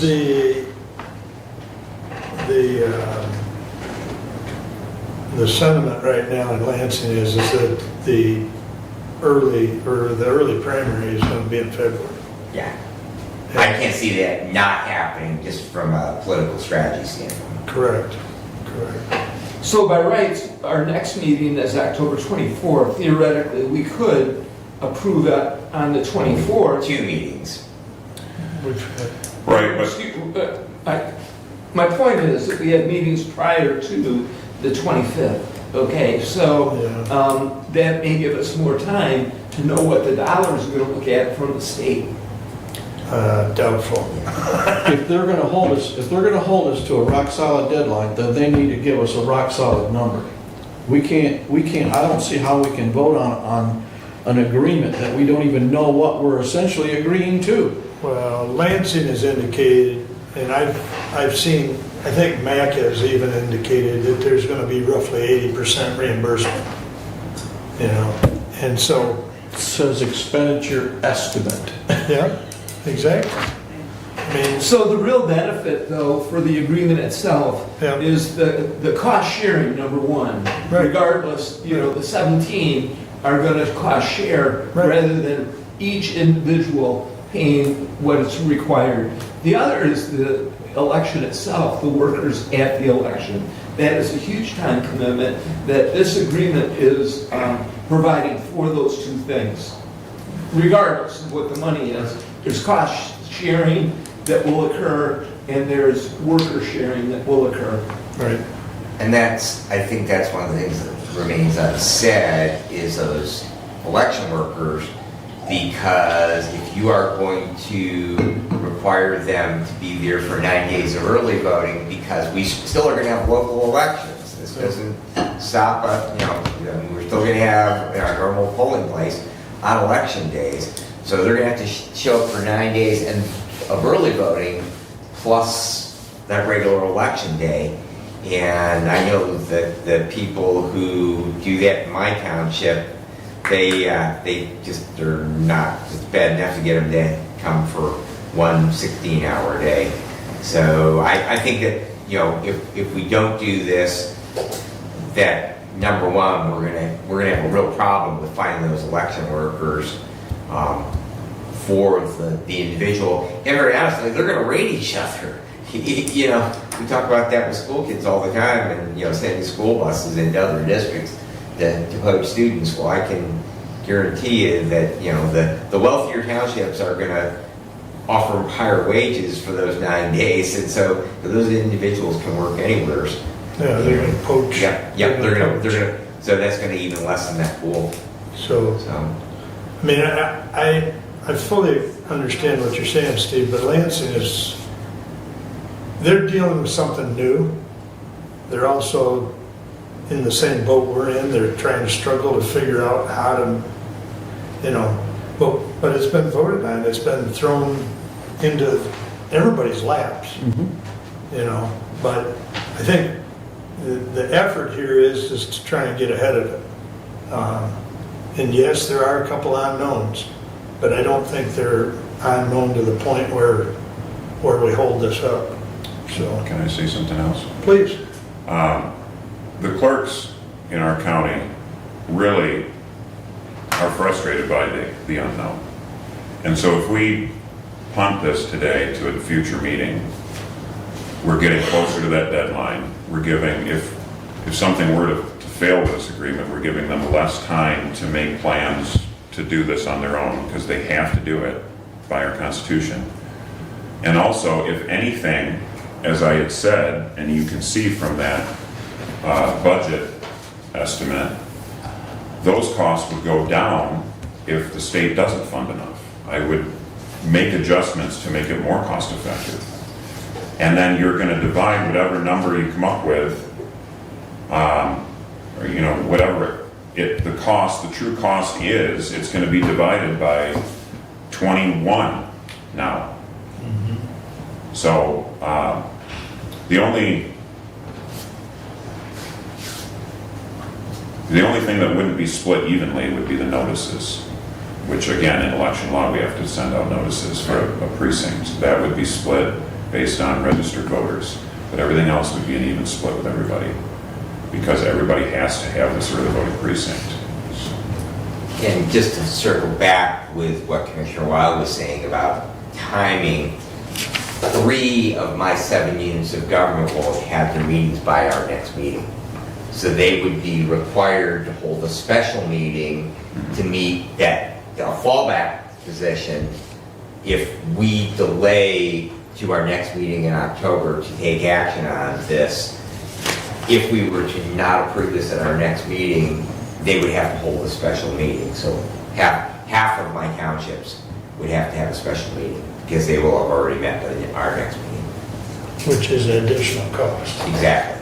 So, At $51,000 with cost share with 21 is $2,400 less. That's less than the cost of a tabulator. Correct. And they would have to all have tabulators. Yep. So even if this with no reimbursement, right. the cost to the township is less than the cost of a tabulator. And that, what you're saying is that number divided by the 21 Yes. with no state reimbursement. Correct. Yeah, gotcha. Okay, any more discussion before we go to vote on this?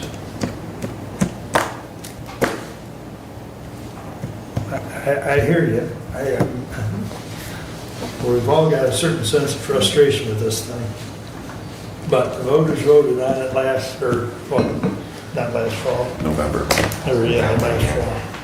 And, again, this was citizen-initiated legislation. This was not something our legislators put on the ballot. This was something that was brought by petition and public policy by citizen petition in many cases. Voter initiative. I mean, we have 2 entirely different marijuana pieces of legislation, which were both voter initiated. One requires local units to opt in, one requires them to opt out. They're complete opposites. Yep. But again, I don't think, because we're under the gun, I don't think we need to vote on or pass this one as written. It's almost like a blank check. There's too many variables here to say that this is how it's going to be. We pass this, and then they come down and change all these variables on us because we don't know. I don't make expenditures for purchases. There's no dollar amount there. And this is an estimate for early voting. Everything is an estimate and an estimate. I just don't see any rock solid information here to say this is how it's going to be. And if the state's going to dictate how it's going to be, then they should dictate the numbers. They should give us the numbers so that we can make it a conscious decision on what we're doing here. I mean, just to vote on it because it's, coming up on date, we still got 2 more meetings to go. Some of this could be rectified before then. I guess one comment that the state could have said they weren't going to give us any money, which they've already said they will, okay?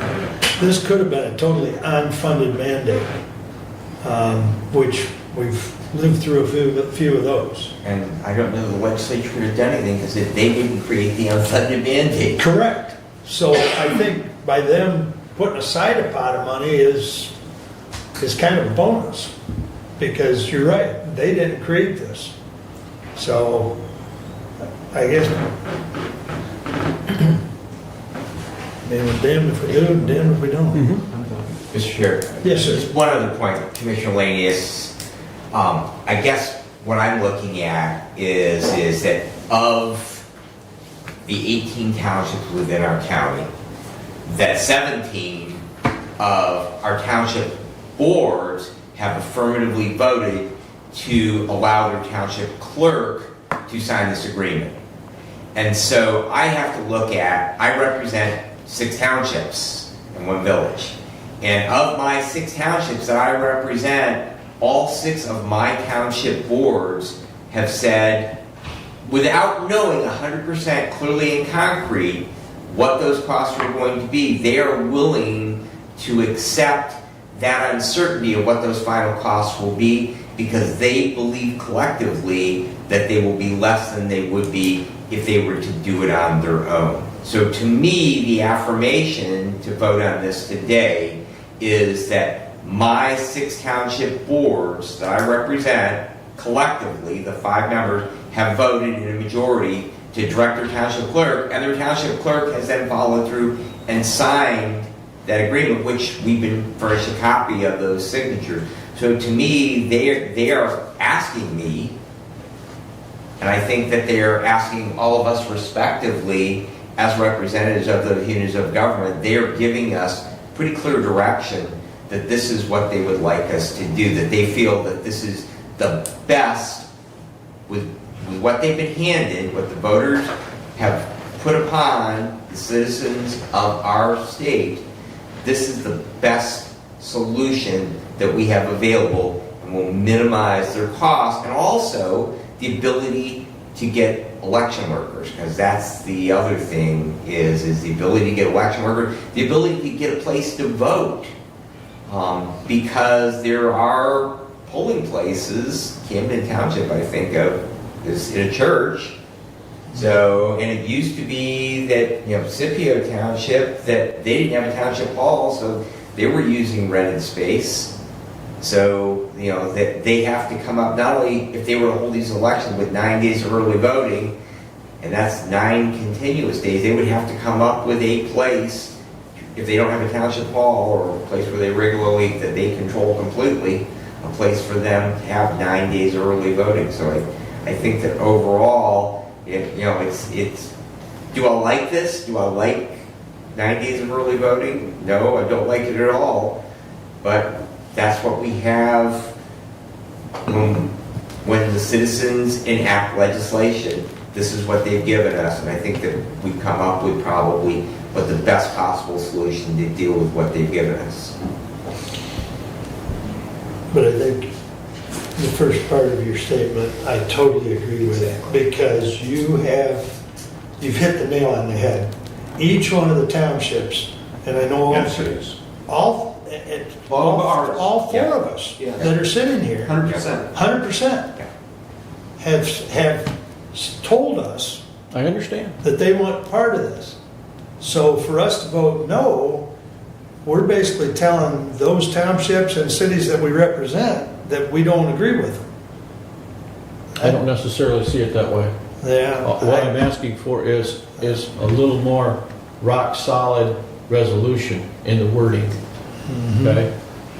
That's what I'm asking for, is numbers rather than estimates, and authorized to make expenditures of how much for purchases of equipment. Well, I think in the same token, Steve, and to go back with what Brad just said, Abe has explained this to each one of the precincts, whether it be a city or a township, and they have signed on knowing that these are estimates.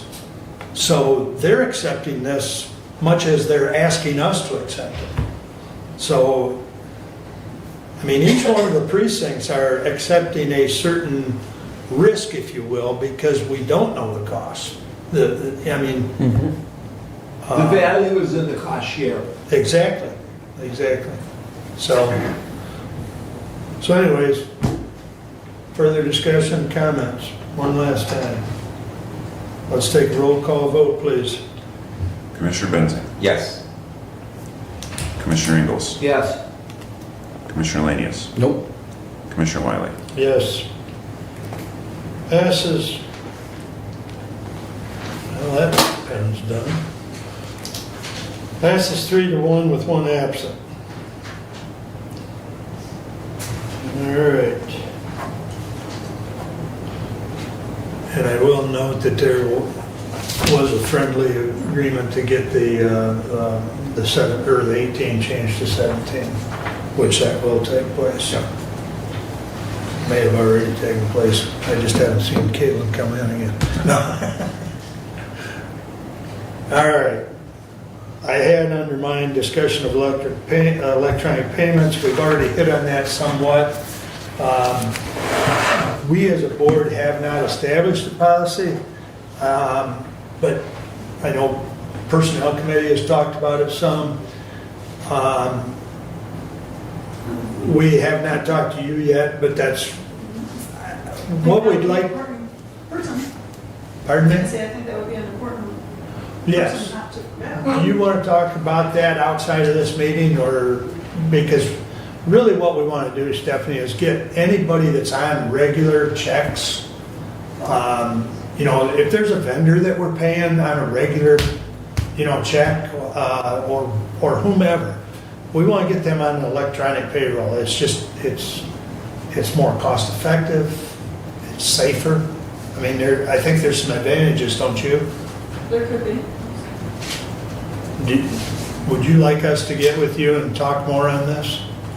I would like to know what your expectations are, timing, Okay. covering, Okay. payments. It's like switching the Right. payment to the treasurer's office from the clerk's office, is what it looks like. Oh, 'Cause okay, They make those checks, I just cover them. okay. So there is some changes in the mechanics of it then? Yes. Okay, We have a dual, she signs, I sign. right. Do you And see, if that's gonna be a personnel issue for you, we can probably work with you on that too. No, I'm not saying that. Okay, okay, I'm an Okay. adult, I'm a professional. I just need to know what it's expected and, That can be done outside this meeting. Yeah. It's dual control, so there has to be some Right. mechanism for Right. that. And I don't know what Yeah. that is because this is the first I'm hearing of any of it. be here? But we've talked about it, and there was some discussion, like with the attorneys there with Michigan Indigent. And I know there's been an issue at least once or twice in the last year or two with some paper checks. Yes. So we just need to, But that can happen to any check. right. Any well, check. that's true, but it's less likely to happen with electronic, correct? Yes. Yeah. So, And I'm monitoring those checks every day to make sure that they don't look like they've been altered. We appreciate your efforts, thank you.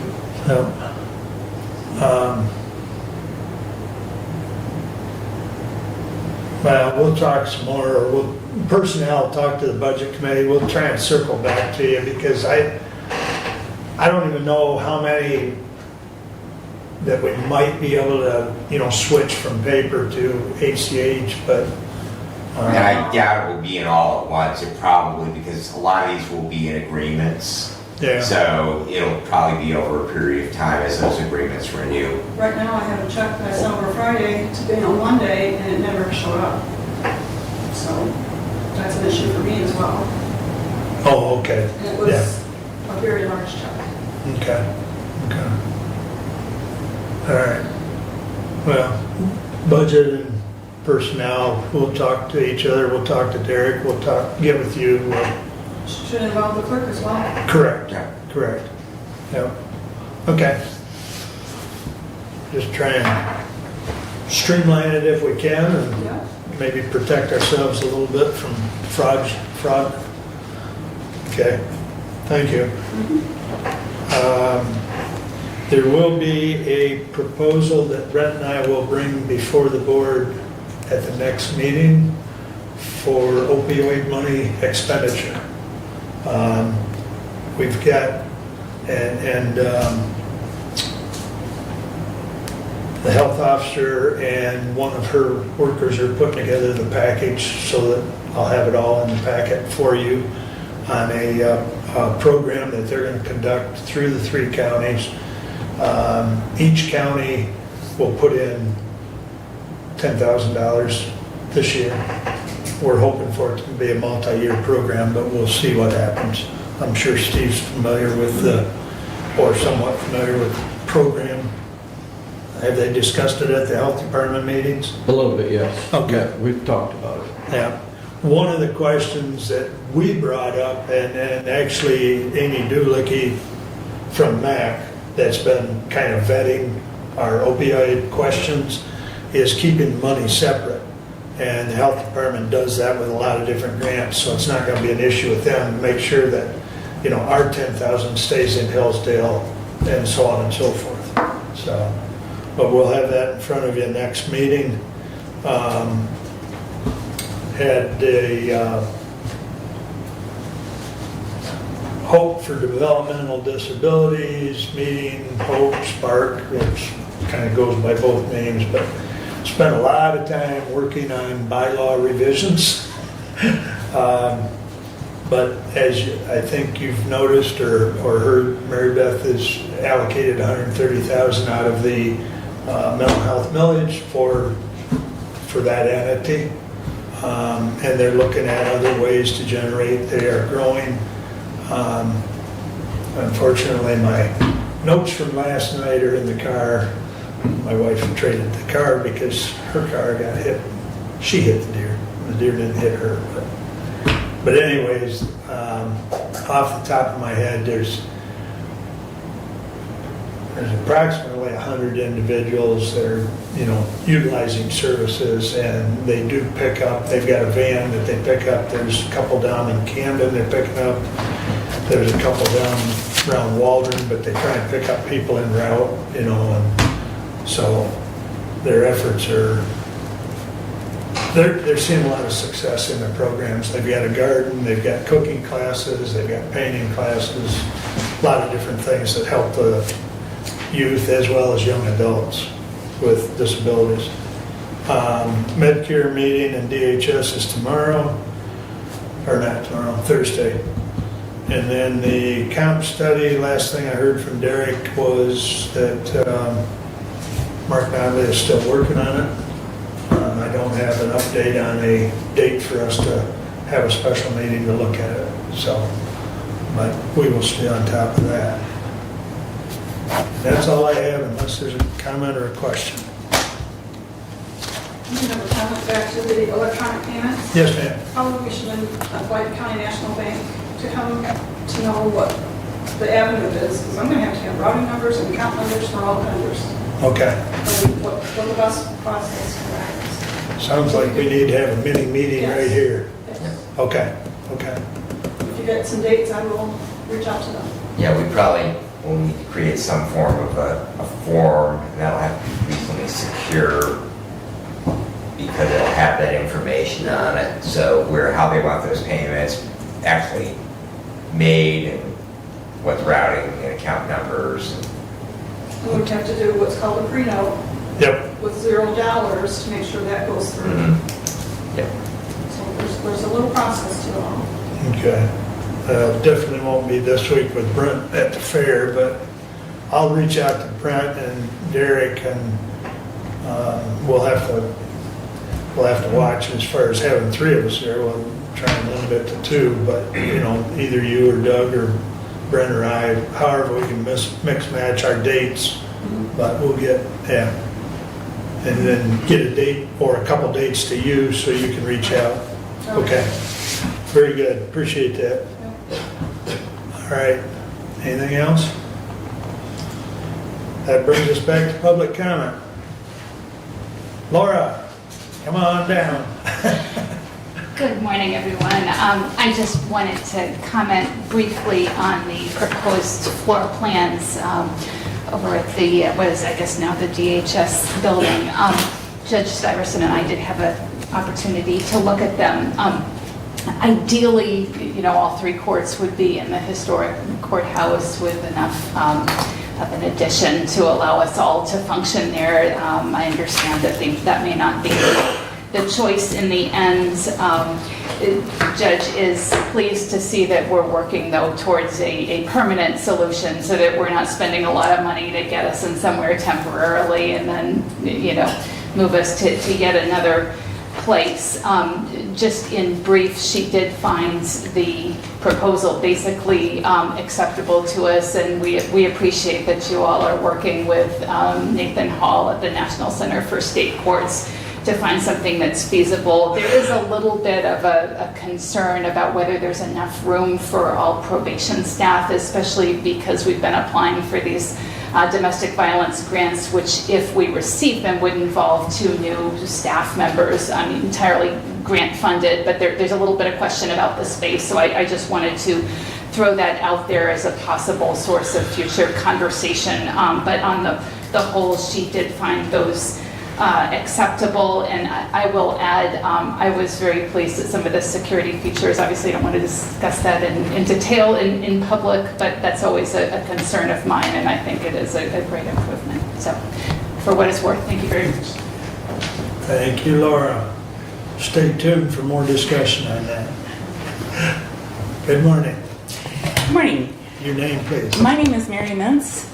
I am in Somerset Township, and I am going to be running for office in Somerset Township. So first, I would like to back up Mr. Lanius for what he said, because I find that in this county, in this state, but especially in this county, there are an awful lot of our local governments that are real loose on their methods of doing things. And I find that a resolution should have the proper verbiage, the attachment, addendum, whatever you want to label it, exhibit, whatever word you want to give to it, it should be always kept with that resolution. And it should not have been passed without the details in there. If the money is not going to be spent until the next budget comes up, then you should have left that out of this resolution and addressed that with the budget, because it is just not right. You are supposed to be stewards of our money. You're not being a steward of your money if you do things like, well, let's see, when there's a change order on this building that is already costing us a fortune for the courthouse,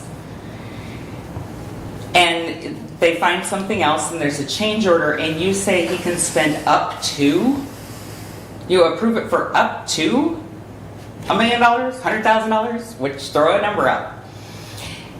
I was in construction for over 30 years. Never did anybody approve my change order without an exact number. You don't give them an up to, because when you give it that, they're going to go up to that number, guaranteed. I don't understand how you can call yourselves good stewards of money and do these things every single meeting. I'm just ashamed. And I find that in my township, and that's why I'm running for office. And I had to sit there and choose which office I was going to run for. I was initially asked to do the supervisor's position. But I find that the books are so horrid that they need someone who actually knows how to do accounting, which I've done for over 30 years. So that is what I will be running for as a clerk. But for as citizens to stand up here and single out Mr. Lanius for standing up for what has legally been passed, what has legally been decided by the actual party, and tell him that he's got his own agenda and he's not representing his people who voted him in with a good margin. And to say that he should be ashamed and should resign is appalling, because whether you like the laws or not, whether you like the decisions or not, if it's out of your hands, you have to respect them and do it. And I just want you to know that I feel like another 2 weeks would not have made any difference whatsoever in this, and you could have gotten the proper document together. Especially when a mistake, that's fine, but I mean, the attachment wasn't even there in the things that you were sent. So I do think that that was absolutely the wrong move. And I have had my hands full at the township, but guaranteed that we will have more people keeping eyes on this too, because there's just money flying out the window here. I was not pleased with the amount of money that we're spending on that courthouse and how the numbers change every other week when our representative, Brad came to let us know what was going on. And I just think that that's no way to run a county, and it is not honoring your duty, your fiduciary duty to us. Thank you. Anyone else wish to address the board at this time? Additional business. Doug? I encourage everyone to go to the Hillsdale County Fair. I went on Saturday to set up at a booth, and the hustle and bustle was terrific.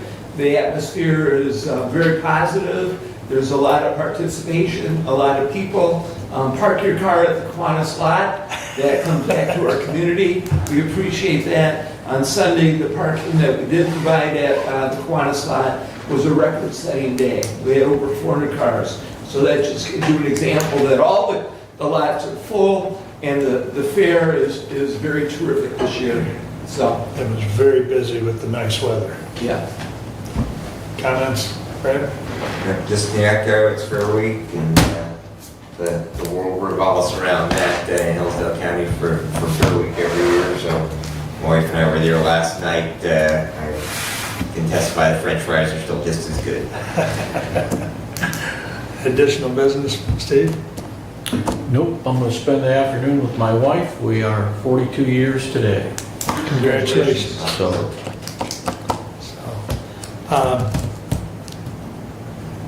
I would just like to remind anyone and everyone that when it comes to public comment, the board does not engage, and very rarely have I ever stopped anyone unless it was totally disrespectful. Because public comment, as stated in the law, is the opportunity for the public to say pretty much anything they want. And so we sit here and listen to the good, the bad, and the ugly. And that's part of the law of public comment. But I just wanted to add that comment. But I appreciate everyone's comments. I appreciate your attendance. We are adjourned.